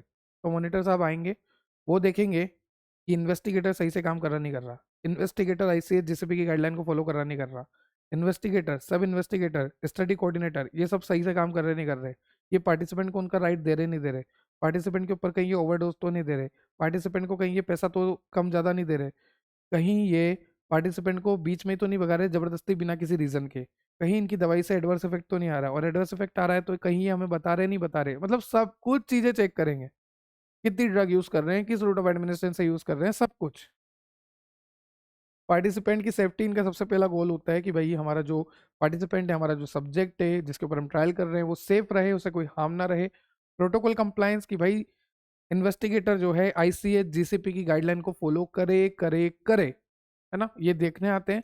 फिर data accuracy, make sure data in CRF matches hospital record. देखो जो भी हमारा केस रिपोर्ट फॉर्म में जो भी डेटा आ रहा है वो हॉस्पिटल रिकॉर्ड से मैच हो रहा नहीं हो रहा, मतलब ऐसा ही होता है या नहीं होता, वो भी चेक करो।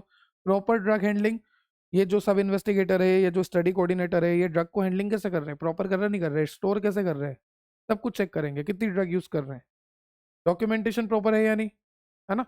जो कि क्लिनिकल ट्रायल के दौरान, क्लिनिकल ट्रायल से पहले और क्लिनिकल ट्रायल के बाद में जो डॉक्यूमेंटेशन चाहिए, जैसे इन्फॉर्म कंसेंट फॉर्म है, प्रॉपर है ना, प्रॉपर साइन करा हुआ है ना, नाम वाम लिखा है, हाँ ठीक है ठीक है। तो ये सब चीजें कौन चेक करेगा, मॉनिटर चेक करेगा।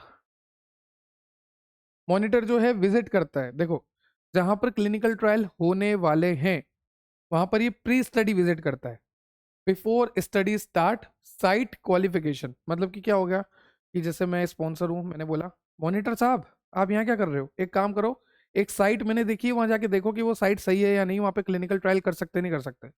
तो मॉनिटर साहब आए प्री स्टडी विजिट पे, कब आए, प्री स्टडी विजिट पे आए, मतलब कि वो देख रहे हैं कि ट्रायल की साइट सही है क्या, सब कुछ प्रॉपर है ना, यहाँ पर कोई कंटामिनेशन तो नहीं है ज़्यादा, साइट की क्वालिफिकेशन कर रहे हैं वो।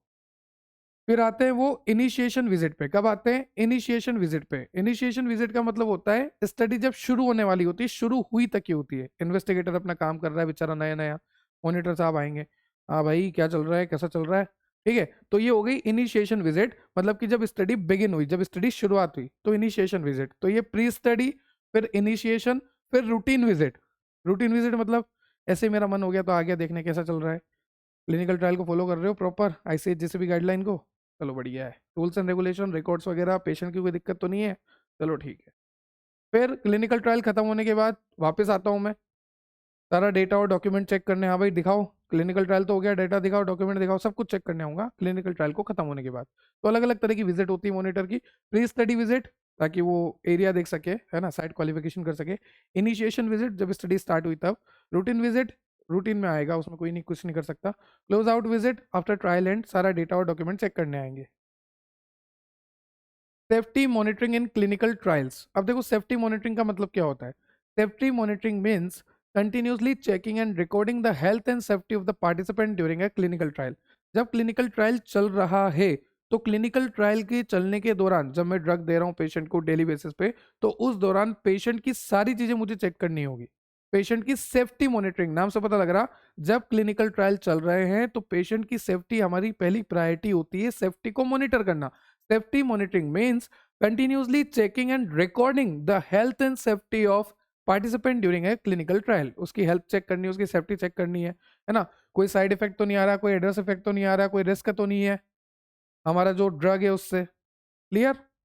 तो हम क्या क्या चेक करेंगे, हम चेक करेंगे वाइटल साइन, मतलब कि पेशेंट का, जो भी आपका पार्टिसिपेंट है, जो भी आपका पेशेंट है, जो भी आपका सब्जेक्ट है, जो भी आपका वॉलंटियर है, उसका ब्लड प्रेशर, उसकी पल्स रेट, उसका टेम्परेचर, उसका बॉडी वेट।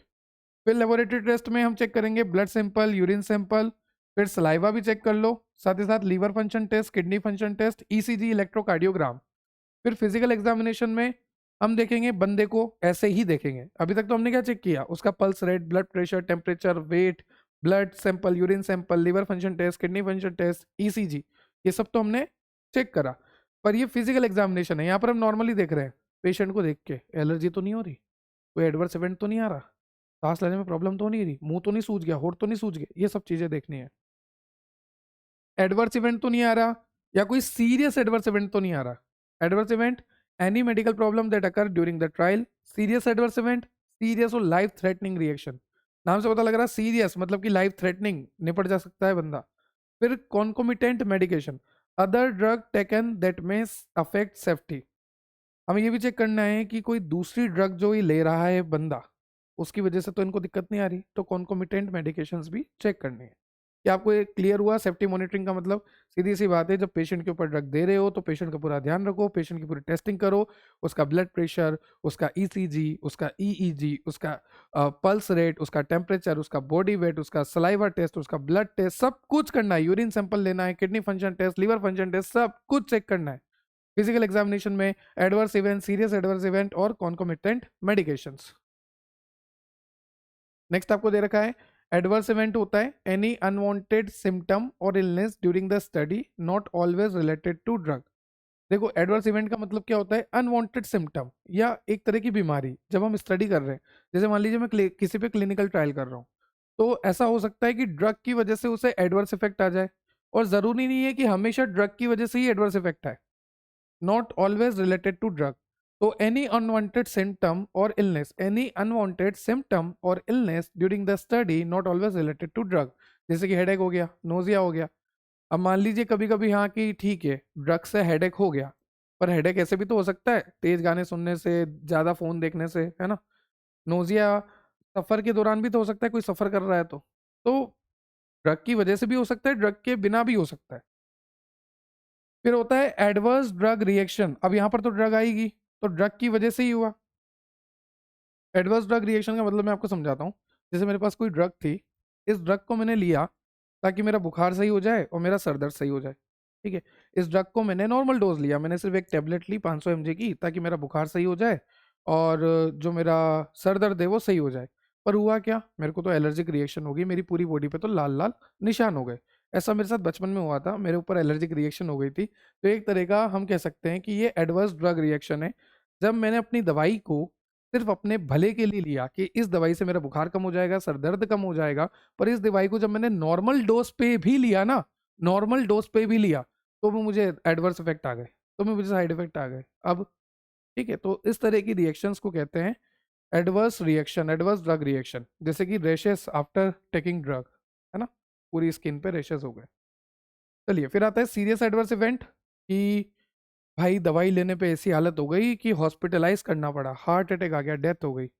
जैसे आपको पता होगा भी कफ सिरप का केस हुआ है। कफ सिरप में एक ऐसा केमिकल था जो कितने ही बच्चों को उसने मार दिया, है ना। और हम कह सकते हैं कि ये हमारी बहुत बड़ी, क्या कह सकते हैं, मिस्टेक कह सकते हैं कंपनीज की। जो कंपनी गलत बना रही है, सही से नहीं बना रही है, सारे प्रोटोकॉल को फॉलो नहीं कर रही है, उस कंडीशन में कोई केमिकल, कोई ड्रग मार्केट में अगर लॉन्च हो जाती है और वो अगर बच्चों तक पहुंच जाती है, तो फिर उस कंडीशन में बहुत सारे चांसेस हो सकते हैं डेथ के, हार्ट अटैक हो सकता है ना। हो सकता है कि पेशेंट जो है हॉस्पिटलाइजेशन हो गया, पेशेंट में कोई डिसेबिलिटी आ गई, तो उसे कहते हैं सीरियस एडवर्स इवेंट होना। मतलब कि कोई ड्रग मार्केट में ऐसी चली गई जिसकी सीरियस एडवर्स इवेंट हो गए, जैसे कि हार्ट अटैक हो गया, डेथ हो सकती है, बंदा हॉस्पिटलाइजेशन हो सकता है, डिसेबिलिटी हो सकती है। मेरी फ्रेंड के पापा को ये हुआ है। ठीक है, बहुत पुरानी बात है, सीरियस एडवर्स इवेंट हुआ है। फिर नेक्स्ट है unexpected adverse event not listed in the investigative brochure, rare allergic reaction. अब होता क्या है, देखो ध्यान से सुनना। एक होता है अनएक्सपेक्टेड एडवर्स रिएक्शन। अब इसमें क्या हुआ, ये दवाई है, ये दवाई ने मुझे कोई नुकसान नहीं किया, इस दवाई ने 1000 लोगों को भी कोई नुकसान नहीं किया। मतलब ये दवाई अच्छी है, मुझे ठीक है, 1000 लोगों को ठीक है, 10,000 लोगों को ठीक है, 1 लाख लोगों को ठीक है। पर 1 लाख में से कोई एक ऐसा बंदा मिल गया जिसको इस ड्रग ने अलग से ही रिएक्शन दे दी, उसे कहेंगे इडियोसिंक्रेसी। बहुत रेयर इफेक्ट आता है जैसे, है ना, अलग से ही रिएक्शन दे दी। तो यहाँ पर आपको लिखा है not listed in the investigative brochure, मतलब इन्वेस्टिगेटिव ब्रोचर में इसके बारे में कोई नहीं लिखा हुआ, क्योंकि भाई हमने क्लिनिकल ट्रायल के लिए जो बंदे लिए थे उनमें ऐसा कुछ भी नहीं हुआ। पर लाखों में से कोई एक बंदा था जिसकी बॉडी ही इस तरह से बनी है, उसका मैकेनिज्म ही इस तरह से कि उस ड्रग को सूट नहीं कर पाया। तो rare allergic reaction, unexpected adverse event. ठीक है, रेयर, रेयरेस्ट एलर्जिक रिएक्शन। क्या आपको ये क्लियर हुआ type of event in safety monitoring? अलग अलग तरह के इवेंट होते हैं, adverse event, adverse drug reaction, serious adverse event, unexpected adverse event. Clear? चलिए आगे चलते हैं। नेक्स्ट आपको दे रखा है, अब देखो कुछ भी होता है, जैसे मान लीजिए ये बंदा खड़ा है, अच्छा ये तो हमारी पुरानी टी शर्ट है, हाँ। तो ये बंदा जो है बेचारे, इसको क्या आ गया, एडवर्स इफेक्ट आ गया। तो इन्वेस्टिगेटर और सब्जेक्ट आइडेंटिफाई एनी सिम्टम। जैसे मान लीजिए मैं इन्वेस्टिगेटर हूँ, मैं दवाई दे रहा हूँ, सामने वाला सब्जेक्ट दवाई ले रहा है, तो सब्जेक्ट को लग रहा है कि नहीं यार सर मेरे को तो नोजिया जैसा हो रहा है। मैं देख रहा हूँ कि यार दवाई देने के बाद इसको तो नोजिया जैसा हो रहा है, तो चाहे इन्वेस्टिगेटर देखे, चाहे सब्जेक्ट खुद बताए कि मुझे नोजिया हो रहा है।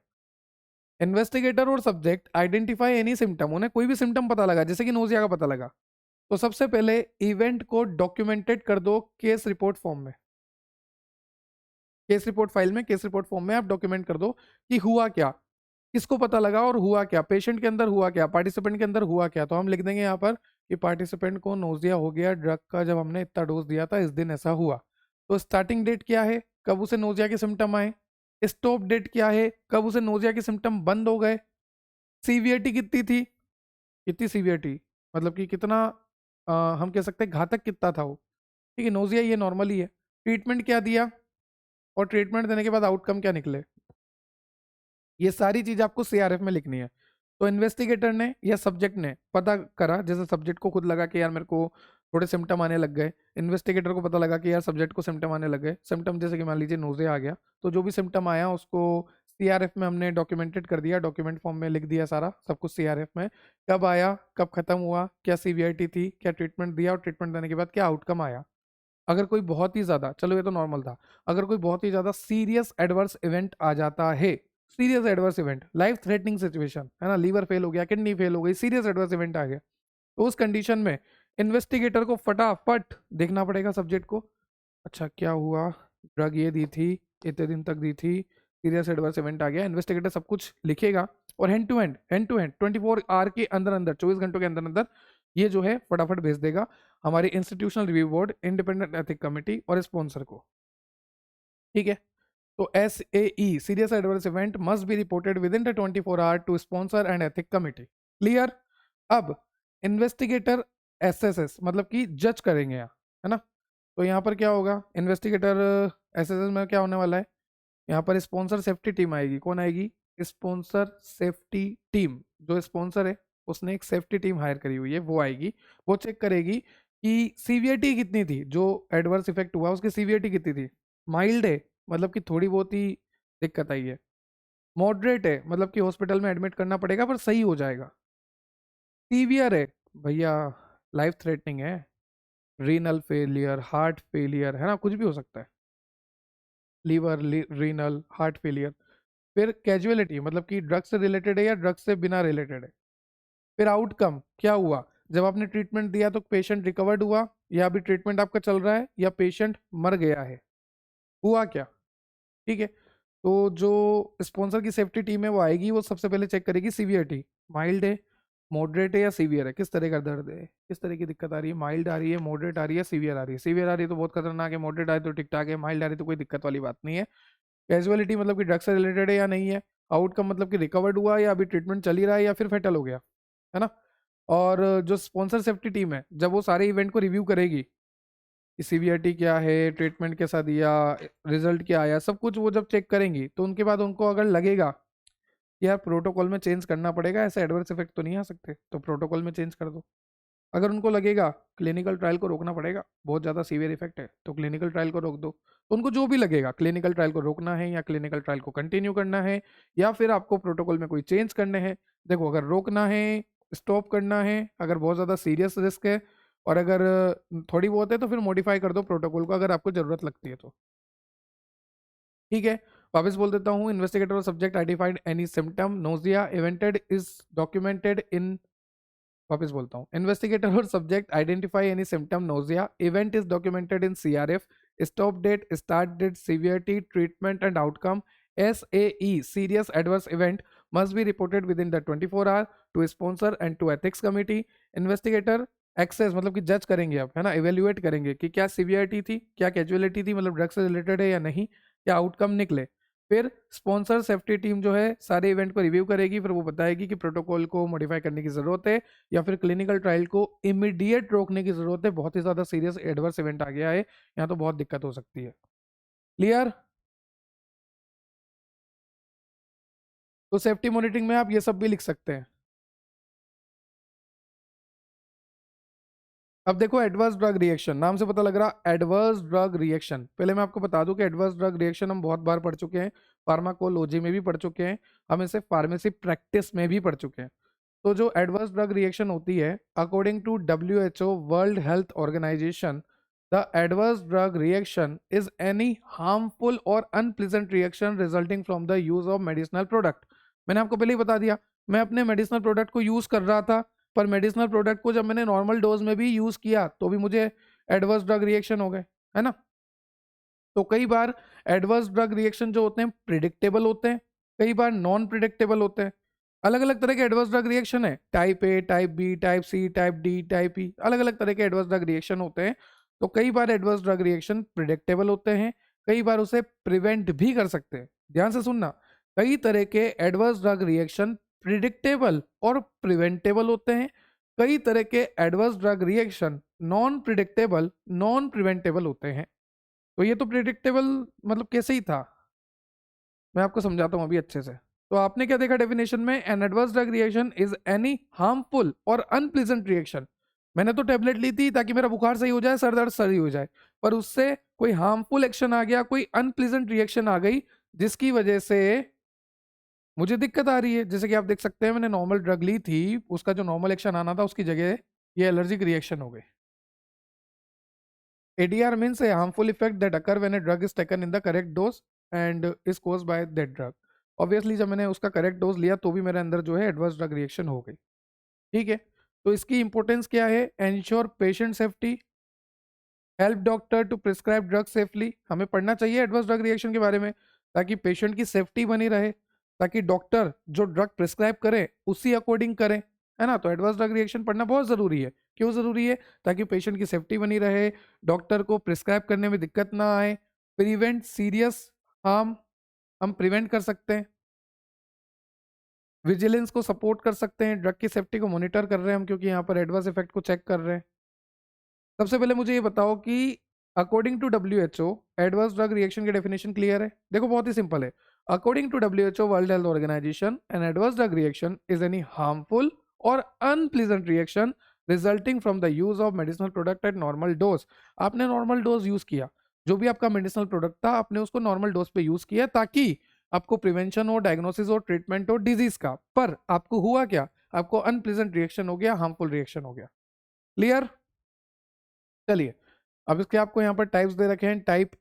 टाइप ए वाला जो होता है प्रिडिक्टेबल होता है, related to the drug knowns effect. जैसे मैं आपको समझाता हूँ, जैसे मान लीजिए मेरे पास दो ड्रग के यहाँ पर एग्जांपल है, एक है इंसुलिन, एक है वॉरफेरिन। आपको इंसुलिन पता ही है? हाँ सर पता ही है। इंसुलिन डायबिटीज को सही करने के लिए लेते हैं। तो अगर आपने इंसुलिन लिया तो इंसुलिन क्या करता है? इंसुलिन ब्लड में ग्लूकोज को कम करता है। क्या करता है? ब्लड में ग्लूकोज को कम करता है। जैसे ये ब्लड सर्कुलेशन है आपका, यहाँ पे ये ब्लड फ्लो हो रहा है, यहाँ पर ये ग्लूकोज के मॉलिक्यूल थे, तो ग्लूकोज के मॉलिक्यूल कम कौन कर रहा है? इंसुलिन कर रहा है। और यही काम है उसका, क्योंकि जब ब्लड में ग्लूकोज बढ़ जाता था तो उसको डायबिटीज कहते थे। अब ब्लड में ग्लूकोज को कम करना है तो इंसुलिन ले रहे हैं। पर अगर इंसुलिन बहुत ज्यादा हो जाता है हमारी बॉडी में तो ब्लड में ग्लूकोज बहुत कम हो जाएगा। अगर आपने इंसुलिन बहुत ज्यादा ले लिया तो ब्लड में ग्लूकोज बहुत कम हो जाएगा, और उस कंडीशन को कहेंगे हाइपोग्लाइसीमिया। तो ये एक तरह की एडवर्स रिएक्शन है। मतलब हुआ क्या कि आपने डोज लिया, आपने डोज क्यों लिया था? आपने नॉर्मल डोज क्यों लिया था? ताकि इंसुलिन जो है ब्लड में जाके ग्लूकोज को कम करे, पर इंसुलिन ने तो ब्लड में जाके ग्लूकोज को बहुत ही कम कर दिया। मतलब कि एक एडवर्स रिएक्शन आ गई, हाइपोग्लाइसीमिया। हाइपोग्लाइसीमिया एक ऐसी कंडीशन है जब ब्लड में ग्लूकोज बहुत ही कम हो जाएगा। दूसरा एग्जाम्पल देखो, दूसरा एग्जाम्पल भी आपको समझ में आएगा, मजा आएगा। पहले तो ये क्लियर करो, type A augmented dose related problem होती है, ये dose related adverse drug reaction होती है। ये प्रिडिक्टेबल होते हैं, related to drug's known effect होते हैं, क्योंकि हमें पता है कि यहाँ ड्रग का इफेक्ट था।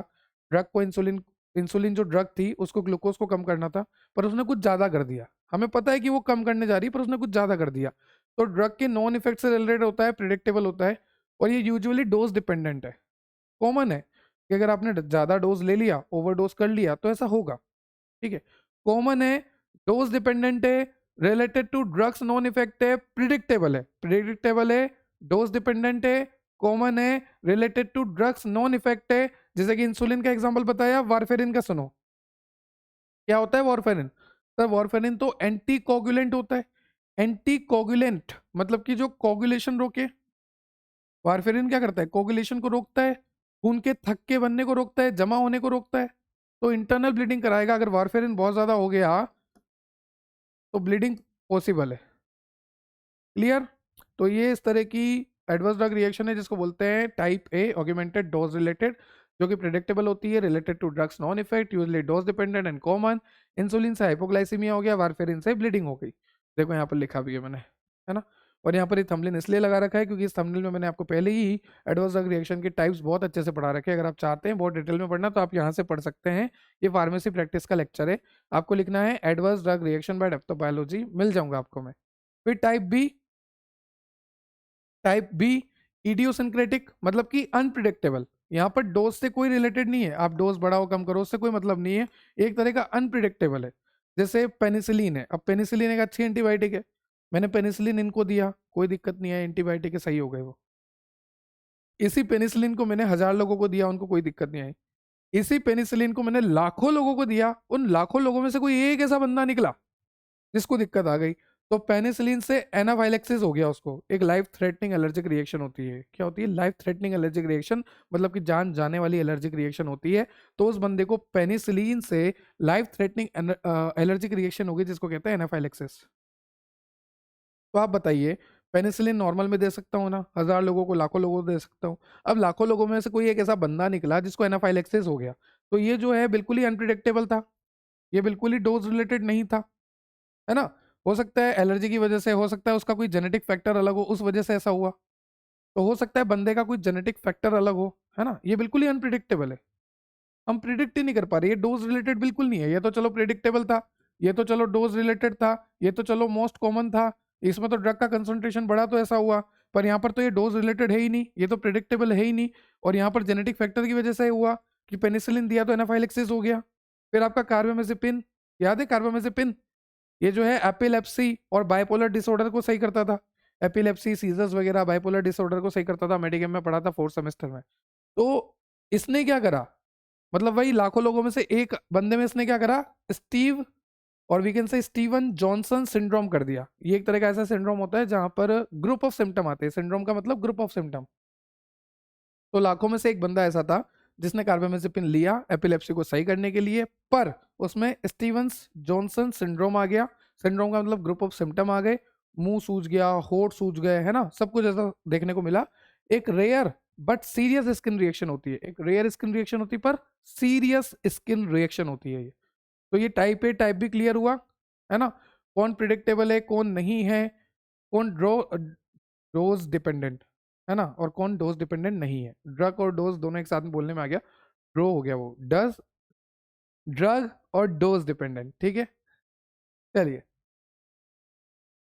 फिर आपको अलग अलग तरह के एडवर्स ड्रग रिएक्शन दे रखे हैं, जैसे type C, type D, type E, type F. अब टाइप सी का मतलब होता है क्रोनिक, ठीक है। टाइप डी का मतलब होता है डिलेड, ई का मतलब एंड ऑफ यूज या फिर विड्रॉ, और एफ का मतलब फेलियर। वन बाय वन देखते हैं। सी का मतलब हो गया क्रोनिक। अब जैसे मैंने ड्रग ली और ड्रग को मैं लंबे टाइम तक लिए जा रहा हूँ, है ना, मैं ड्रग लेकर आता हूँ। आपने पढ़ा था ना एक्यूट, सब एक्यूट, क्रोनिक। क्रोनिक का मतलब लॉन्ग टर्म टॉक्सिसिटी। अब ये ड्रग थी, इस ड्रग को मैंने आज लिया, मेरे को कोई भी एडवर्स इफेक्ट नहीं आया। कल भी लिया, कोई भी एडवर्स इफेक्ट नहीं आया। 10 दिन तक लिया, कोई भी एडवर्स इफेक्ट नहीं आया। इसी ड्रग को मैंने 100 दिन तक लिया, कोई भी एडवर्स इफेक्ट नहीं आया। इस ड्रग को मैंने लगातार 2 साल तक लिया, फिर जाके मुझे एडवर्स इफेक्ट देखने को मिला। तो ऐसा होता है ना। इसे कहते हैं टाइप सी वाला एडवर्स ड्रग रिएक्शन, जो कि बहुत ही लंबे टाइम के बाद हमें एडवर्स ड्रग रिएक्शन देता है। जैसे अगर आप लॉन्ग टर्म में स्टेरॉइड्स का यूज लेते हैं तो आपकी बॉडी में कुशिंग सिंड्रोम देखने को मिल सकता है। फिर नेक्स्ट है डिलेड, टाइप डी। अब टाइप डी का मतलब क्या होता है, आज मैंने ड्रग ली, पर आज के आज मुझे एडवर्स ड्रग रिएक्शन नहीं आया, थोड़े टाइम बाद मुझे एडवर्स ड्रग रिएक्शन आया, उसे कहते हैं type D adverse drug reaction. Delayed आता है, नॉट इमीडिएट, डिलेड आता है। जैसे कि कोई प्रेग्नेंट वुमेन है, प्रेग्नेंट वुमेन ने ड्रग ले ली, है ना, ड्रग ली प्रेग्नेंट वुमेन ने, 1 दिन ली, 2 दिन ली, 3 दिन ली, 4 दिन ली। अब प्रेग्नेंट वुमेन में जो बच्चा है, जो बच्चा प्लेसेंटा से अटैच है, प्लेसेंटा से जो बच्चा न्यूट्रिशन लेता है, अब ये ड्रग मदर के अंदर गई और इस ड्रग ने प्लेसेंटा को क्रॉस कर लिया। Suppose this is placenta, drug ने प्लेसेंटा को क्रॉस कर लिया और ड्रग जो आ गई बच्चे में आ गई, और बच्चे में क्या कर दिया, टेरेटोजेनिक इफेक्ट दे दिया, बच्चों को लिम्ब डिफॉर्मिटीज कर दी, हाथ पांव नहीं बन रहे, ऑर्गन सही से नहीं बन रहा। तो आप देख सकते हैं डिलेड आया पर खतरनाक एडवर्स इफेक्ट आया, है ना। हुई तो ड्रग थी टेरेट्योनिन, ऐसा कुछ करके। फिर नेक्स्ट है type E, end of use, withdraw. जैसे कि मान लीजिए आप कोई ड्रग लगातार ले रहे हैं, ले रहे हैं, ले रहे हैं, ले रहे हैं, तो अच्छा असर आ रहा है, अच्छा असर आ रहा है, कोई दिक्कत नहीं, कोई दिक्कत नहीं, आपका शरीर सही चल रहा है, आपकी बॉडी जो है बैलेंस चल रही है। पर जब आपने ड्रग लेना बंद कर दिया, एंड ऑफ यूज या विड्रॉ कर दिया, हटा दो इसको, अब नहीं ले रहा मैं, तो आपको एडवर्स इफेक्ट आ सकते हैं। जैसे कि अगर आप बीटा ब्लॉकर को लेना बंद करते हो तो आपका हाइपरटेंशन वापस हो जाएगा, ठीक है। फिर नेक्स्ट है failure, type F adverse drug reaction. Failure में क्या होता है कि आप जो ड्रग ले रहे हो वो अपना असर कर ही नहीं पा रही, वो उतनी एफिकेशियस हो ही नहीं पा रही आपकी बॉडी में, drug does not work, drug fail to work properly, failure हो गया। क्या आपको ये type C, type D, type E, type F सारे एडवर्स ड्रग रिएक्शन क्लियर है? अगर आप चाहते हैं कि इनको और डिटेल में पढ़ना तो आप इस लेक्चर को देख सकते हैं, ठीक है। 10-15 मिनट लगेंगे, फटाफट फटाफट सब याद हो जाएगा। फिर भी मेरे लिए तो, मेरे को लगता है इतना काफ़ी है आपके लिए। फिर सीवियरिटी की बात करें तो एडवर्स ड्रग रिएक्शन जो होती है माइल्ड, मॉडरेट और सीवियर, 3 तरह से है। माइल्ड में क्या होता है कि हाँ भैया नॉर्मल नोजिया ही है, दवाई दी मैंने, दवाई दी देने से क्या हुआ, नॉर्मल नोजिया हुआ ना, तो ये माइल्ड है, इसमें कोई दिक्कत नहीं है। तो अगर adverse drug reaction mild category का है, मतलब कि कोई ट्रीटमेंट नहीं चाहिए, नोजिया वगैरह हुआ है, उल्टी जैसा फील हो रहा है, कोई ट्रीटमेंट की जरूरत नहीं है। माइल्ड एडवर्स ड्रग रिएक्शन, ऐसी ड्रग रिएक्शन जहां पर कोई भी ट्रीटमेंट नहीं चाहिए। फिर मॉडरेट, रिक्वायर्ड ट्रीटमेंट और डोज चेंज। मॉडरेट का मतलब क्या हो गया, जैसे डिजीनेस हो रहा है, चक्कर वगैरह आ रहे हैं, रेशेज हो गए बॉडी पे रेशेज हो गए, तो उस कंडीशन में क्या है, हमें ट्रीटमेंट देना पड़ेगा। ठीक है, ट्रीटमेंट देना पड़ेगा, डोज को चेंज करना पड़ेगा। सीवियर, कई बार सीवियर एडवर्स ड्रग रिएक्शन आ गया तो ये तो लाइफ थ्रेटनिंग है, एनाफाइलेक्सिस, एनाफाइलेक्सिस शॉक हो सकता है, लीवर फेलियर हो सकता है, तो ये बहुत ही लाइफ थ्रेटनिंग होती है सीवियर। तो 3 तरह से आपको एडवर्स ड्रग रिएक्शन दिखा रखी है सीवियरिटी की बेसिस पे, माइल्ड, मॉडरेट, सीवियर। माइल्ड का मतलब नो ट्रीटमेंट नीडेड, नोजिया हो रहा है नॉर्मल। मॉडरेट का मतलब कि ट्रीटमेंट चाहिए, डोज चेंज चाहिए, रैशेज और डिजीनेस हो रही है। सीवियरिटी हो रही है मतलब कि लाइफ थ्रेटनिंग कंडीशन है, जैसे एनाफाइलेक्सिस शॉक हो गया और लीवर फेलियर हो गया। फिर आता है डिटेक्शन ऑफ एडीआर। तो एडीआर कैसे डिटेक्ट होगा, या तो सब्जेक्ट खुद ही बता देगा कि देखो भैया मेरे को नोजिया हो रहा है, मेरे को डिजीनेस हो रहा है ना, या फिर जो इन्वेस्टिगेटर है जो ड्रग दे रहा है उसको पता लगेगा। तो सबसे पहला है spontaneous reporting. Health care professional report adverse drug reaction when they notice them.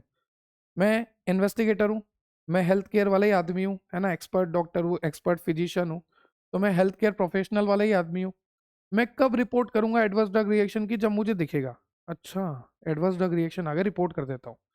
तो स्पॉन्टेनियस रिपोर्टिंग का मतलब होता है कि जो हेल्थ केयर प्रोफेशनल होते हैं, जो इन्वेस्टिगेटर होते हैं, वो रिपोर्ट करते हैं कब, जब उन्हें नोटिस होता है। मोस्ट कॉमन यही है। ठीक है, कि हाँ भैया डॉक्टर ने देखा कि रैशेस हो गए, पेनिसिलिन दिया किसी पेशेंट को रैशेस आ गए, तो डॉक्टर ने हैंड टू हैंड बता दिया कि भाई एडवर्स ड्रग रिएक्शन आया है। तो सबसे पहली जो डिटेक्शन होती है वो होती है स्पॉन्टेनियस, मतलब कि देखने के बाद। फिर आती है केस रिपोर्ट और केस सीरीज। मतलब कि अगर मुझे चेक करना है कोई रेयर एडवर्स ड्रग रिएक्शन, तो उसके लिए मुझे डिटेल रिपोर्ट चेक करनी पड़ेगी। ये बंदा है, इसमें कोई रेयर एडवर्स ड्रग रिएक्शन आ रही है, तो उसको चेक करने के लिए मुझे सारी डिटेल को अच्छे से चेक करना पड़ेगा उसकी। देखो लिखा है detail report of individual patients और small group useful for rare और अनयूजुअल एडवर्स ड्रग रिएक्शन। हमें अगर किसी की रेयर और अनयूजुअल एडवर्स ड्रग रिएक्शन का पता करना है तो उसकी डिटेल रिपोर्ट हमें चेक करनी है। क्लियर? तो पहला है स्पॉन्टेनियस रिपोर्टिंग, दूसरा है केस रिपोर्ट। फिर आता है तीसरा इंटेंसिव मॉनिटरिंग।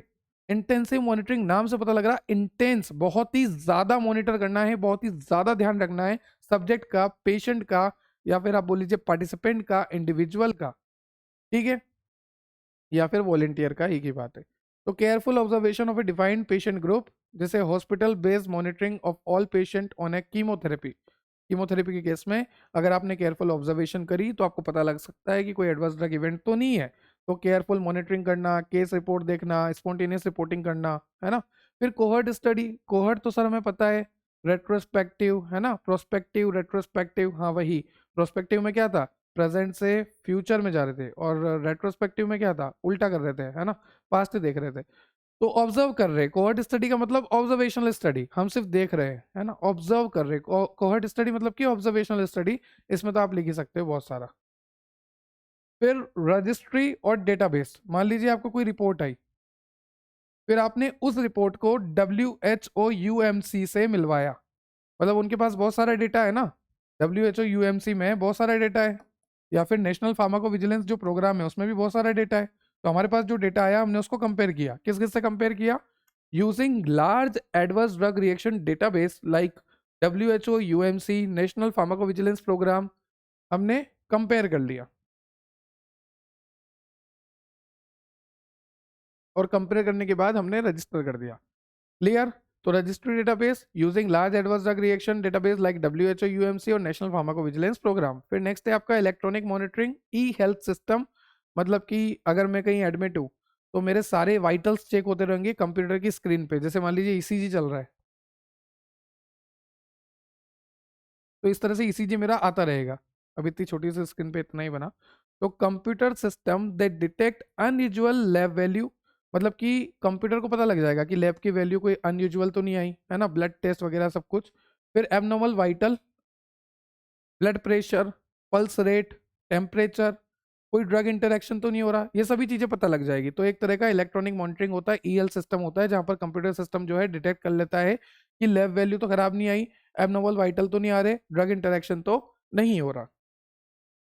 तो अगर मैं आपसे बोलूं कि अगर आपको डिटेक्शन करना है तो मेथड ऑफ डिटेक्शन में कौन कौन से हो गए, spontaneous reporting, case report, case series, ठीक है। फिर उसके बाद आपने देखा इंटेंसिव मॉनिटरिंग, कोहर्ट और रिकॉर्ड रिव्यू, फिर आपका रजिस्ट्री डेटाबेस और इलेक्ट्रॉनिक मॉनिटरिंग और ई हेल्थ सिस्टम, ठीक है।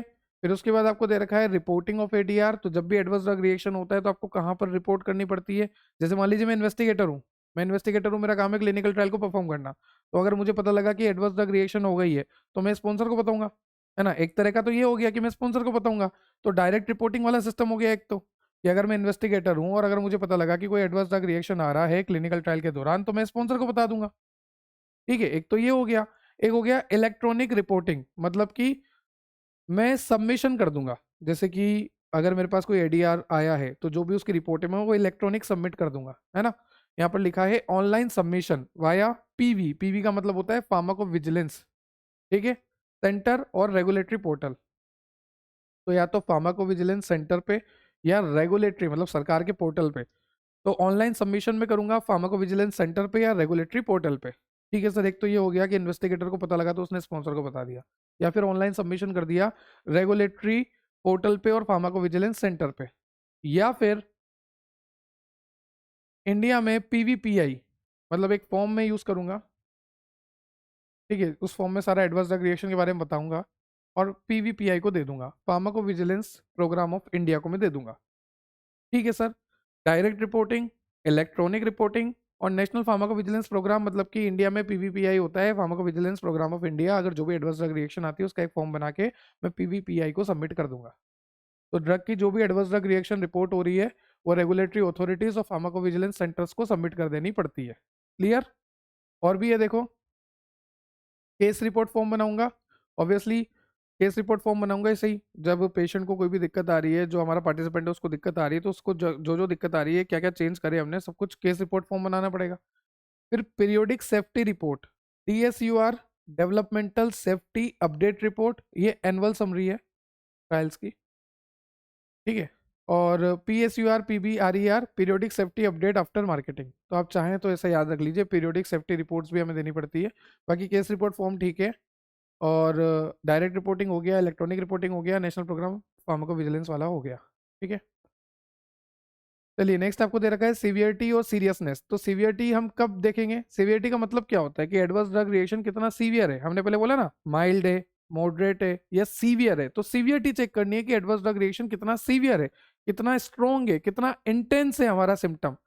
जो भी दवाई देने से सिम्टम आया वो कितना इंटेंस है, वो कितना सीवियर है, माइल्ड है, मॉडरेट है या सीवियर है, कितनी इंटेंसिटी का वो है, कितना स्ट्रॉन्ग सिम्टम वो है, हमें वो चेक करना है। तो हमें कैसे पता लगेगा सीवियरिटी को, हम कैसे कौन कौन से फैक्टर से कंसिडर करेंगे कि सीवियरिटी है, कैसे इवेल्युएट करेंगे सीवियरिटी को। क्लिनिकल सिम्टम चेक करेंगे, दर्द कितना हो रहा है, नोजिया है कितने लेवल पे, ब्लीडिंग तो नहीं हो रही, ये सब चेक करेंगे, क्लिनिकल सिम्टम हम चेक करेंगे।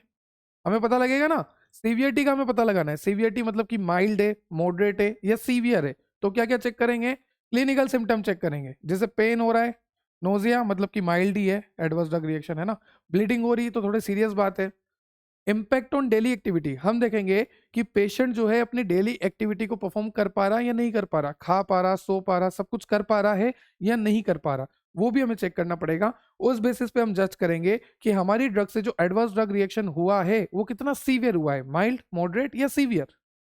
फिर उसके बाद है requirement for medical intervention, whether drug, hospitalisation और सपोर्टिव केयर इज नीडेड। मतलब कि जब मैंने ड्रग दी पेशेंट को, पेशेंट ने जब ड्रग ली तो वो कितना सीवियर सिम्टम आया, उसको कितना सीवियर एडवर्स ड्रग रिएक्शन आया। क्या इतना सीवियर आया कि हमें ड्रग देनी पड़ रही है, क्या इतना सीवियर एडवर्स ड्रग रिएक्शन आ रहा कि हमें हॉस्पिटल में एडमिट करना पड़ रहा है, क्या इतना सीवियर ड्रग रिएक्शन आया एडवर्स ड्रग रिएक्शन की हमें सपोर्टिव केयर देनी पड़ रही है। तो कितना सीवियरिटी है वो कैसे जज करेंगे कि ड्रग देनी तो नहीं पड़ रही, हॉस्पिटलाइजेशन तो नहीं करना पड़ रहा, सपोर्टिव केयर तो नहीं जरूरी है। फिर हम चेक करेंगे लेबोरेटरीज एबनॉर्मलिटीज, मतलब कि हमें चेक करना पड़ेगा लीवर सही से काम कर रहा नहीं कर रहा, अगर लीवर में फेलियर हो गया तो भाई ये तो बहुत सीवियर है ना, बहुत सीवियर एडवर्स ड्रग रिएक्शन है। तो सीवियरिटी चेक करनी है, तो liver function test, kidney function test करेंगे, साथ ही साथ ड्यूरेशन कितना है। अगर कोई एडवर्स ड्रग रिएक्शन आई है तो क्या थोड़े टाइम के लिए आई है, क्या बहुत ज़्यादा टाइम के लिए आई है। अगर थोड़े टाइम के लिए आई तो माइल्ड मॉडरेट है, पर बहुत ज़्यादा टाइम के लिए आई तो सीवियर है। तो सीवियरिटी का ऐसे पता लगेगा, ये सारे फैक्टर है जो कि कंसिडर करते हैं सीवियरिटी। यहाँ पर आपको लिखा भी है माइल्ड, मॉडरेट, सीवियर और लाइफ थ्रेटनिंग। तो माइल्ड में तो आपको पता ही है कि नॉर्मल हेडेक हो गया, नॉर्मल नोजिया हो गया। मॉडरेट में कि ट्रीटमेंट की जरूरत है ना, रेशेज हो गया भी पहले बताया। सीवियर में लाइफ थ्रेटनिंग कंडीशन है, एनाफाइलेक्सिस हो गया, लीवर फेलियर हो गया, सीवियर हाइपोटेंशन है। लाइफ थ्रेटनिंग मतलब कि अब तो बंदा गया, immediate risk of death, immediate risk of death, severe allergic shock या फिर वेंट्रिकुलर एरिथमिया। ठीक है, फिर सीरियसनेस, सीरियसनेस कैसे पता लगेगी। An ADR, adverse drug reaction is consider serious if it result in any of the following. देखो कब हम बोलेंगे कि हमारा जो एडवर्स ड्रग रिएक्शन था वो बहुत ही ज्यादा सीरियस था, किस कंडीशन में हम ऐसा बोलेंगे। ठीक है, सबसे पहले अगर किसी पेशेंट की डेथ हो गई तो हाँ भैया एडवर्स ड्रग रिएक्शन बहुत ही ज्यादा सीरियस था, बहुत ही ज्यादा सीरियस था। लाइफ थ्रेटनिंग प्रॉब्लम है, बहुत ही ज्यादा सीरियस एडवर्स ड्रग रिएक्शन है। हॉस्पिटल में ऐड होना पड़ गया बंदे को, बहुत ही ज्यादा सीरियस है। तो सीरियस एडवर्स इवेंट हम कब कंसिडर करेंगे कि एडवर्स ड्रग रिएक्शन हुआ। अब ये सीवियर है या नहीं, सीवियर तभी होगा जब बंदा या तो मर गया तो हम बोलेंगे सीवियर था, लाइफ थ्रेटनिंग जानलेवा हो गया तो हम बोलेंगे सीरियस था, हॉस्पिटलाइजेशन होना पड़ा बंदे को तो हम बोलेंगे सीरियस था, बंदे में डिसेबिलिटी आ गई तो हम बोलेंगे सीरियस था, वो अपने नॉर्मल बॉडी फंक्शन नहीं कर पा रहा, परफॉर्म सारे नॉर्मल फंक्शंस को परफॉर्म नहीं कर पा रहा। फिर कॉन्जेनाइटल एनोमली मतलब कि बर्थ डिफेक्ट हो गया, टेरेटोजेनिक कोर्स कर दिया इसने, बर्थ डिफेक्ट कर दिया, सीरियस था। अदर मेडिकल इंपॉर्टेंट इवेंट जैसे कि may not fit about the events but required intervention to prevent serious outcome just like seizure and severe allergic reaction. मतलब कि इन सब में अगर वो नहीं आ रहा, जैसे death, life threatening, hospitalisation, disability, congenital anomaly और birth defect, other medically important event है may not fit the above but required intervention to prevent serious outcome. जैसे मान लीजिए मैंने ड्रग दिया, पर ड्रग देने से पता है क्या हुआ, उसमें सीजर्स आ गए, क्या आ गए, सीजर्स। सीजर्स मतलब कि वही एपिलेप्सी या फिर कोई बहुत ही ज्यादा सीवियर एलर्जिक रिएक्शन आ गई। तो सीजर्स आना, सीवियर एलर्जिक रिएक्शन आना भी एक तरह का सीरियस एडवर्स इवेंट होता है। क्लियर हुआ। चलिए फिर नेक्स्ट आपको दे रखा है example of serious adverse event. तो एनाफाइलेक्सिस है, ये सीरियस है, लाइफ थ्रेटनिंग है, पहले ही बता दिया। लीवर फेलियर भी सीरियस है, सीवियर हाइपोटेंशन भी, नाम से पता लग रहा है सीवियर तो सीरियस होगा। Mild rashes not serious, mild headache not serious. फिर उसके बाद आपको बता रखा है predictability and preventability assessment, management of adverse drug reaction. तो ध्यान से सुनो, प्रिडिक्टेबिलिटी मतलब क्या प्रिडिक्ट कर पा रहे हो क्या। तो टाइप ए टाइप बी मैंने आपको बताया था ना कि type A type B, type A को प्रिडिक्ट कर सकते हैं, type A drug dependent dose dependent होता है, टाइप ए जो होता है वो जो एक्शन करने जा रहा है उसी में उसका एडवर्स रिएक्शन हो जाता है। पर टाइप बी बिल्कुल अनप्रिडिक्टेबल होता है, जैसे मैंने आपको पेनिसिलिन का एग्जाम्पल दिया था। तो वही सब लिखना है यहाँ पे प्रिडिक्टेबिलिटी में। अब बात करते हैं प्रिवेंटेबिलिटी, कौन सा एडवर्स ड्रग रिएक्शन प्रिवेंटेबल होता है, कौन सा एडवर्स ड्रग रिएक्शन प्रिवेंटेबल नहीं होता। मैंने आपको पहले ही बोला कि एडवर्स ड्रग रिएक्शन अलग अलग तरह के होते हैं, कुछ प्रिवेंट हो सकते हैं, कुछ प्रिवेंट नहीं हो सकते हैं। ठीक है, तो आपको यहाँ पे बता रखा है डेफिनेटली प्रिवेंटेबल, मतलब कि ऐसा एडवर्स ड्रग रिएक्शन जो कि 100% प्रिवेंटेबल हो सकता है। पहले तो इसकी डेफिनेशन समझते हैं। Preventability is the possibility of avoiding ADR. अगर मुझे एडवर्स ड्रग रिएक्शन नहीं लाने, मैं इन्वेस्टिगेटर हूं, मुझे एडवर्स ड्रग रिएक्शन नहीं आने देने पेशेंट में, सामने वाले में, सब्जेक्ट में, तो मेरे को प्रिकॉशंस फॉलो करने पड़ेंगे। तो ऐसे कौन कौन से प्रिकॉशन है जो मैं फॉलो करूंगा ताकि एडवर्स ड्रग रिएक्शन नहीं आए, प्रिवेंट कर लूं मैं उन्हें। Preventability is the possibility of avoiding an adverse drug reaction by taking an appropriate precaution. जैसे कि कैटेगरी की अगर बात करूं, कौन कौन सी प्रिवेंटेबिलिटी कैटेगरी होती है।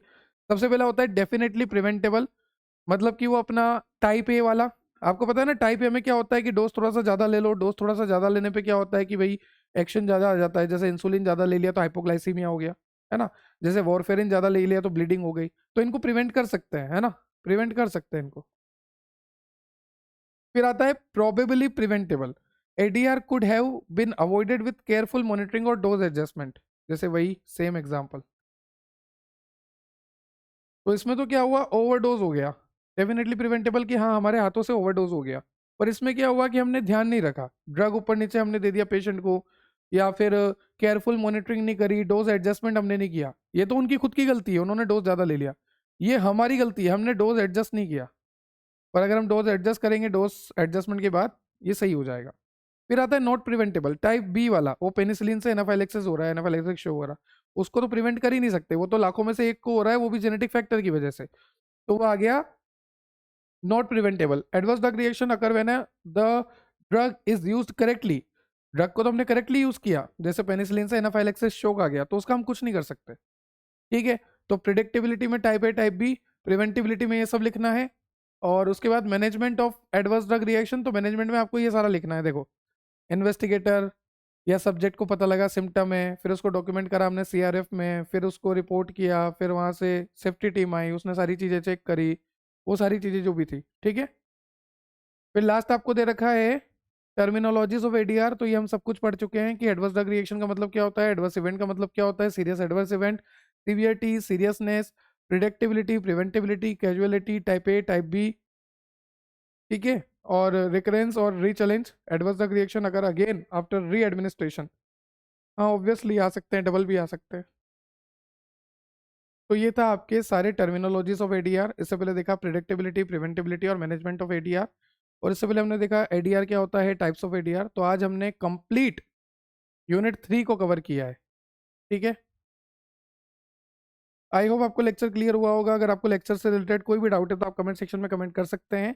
ये नोट्स आपको मिलेंगे www.depthofbiology.com वेबसाइट पे, या फिर आप डाउनलोड कर सकते हैं application depth of biology application from the play store. बने रहिए, जुड़े रहिए, देखते रहिए depth of biology, subscribe and share for more, ताकि ऐसे लेक्चर्स, ऐसे वन शॉट वीडियो मैं आपके लिए और लेकर आता रहूं। Have a nice day, have a good day, जय श्री राम, थैंक यू।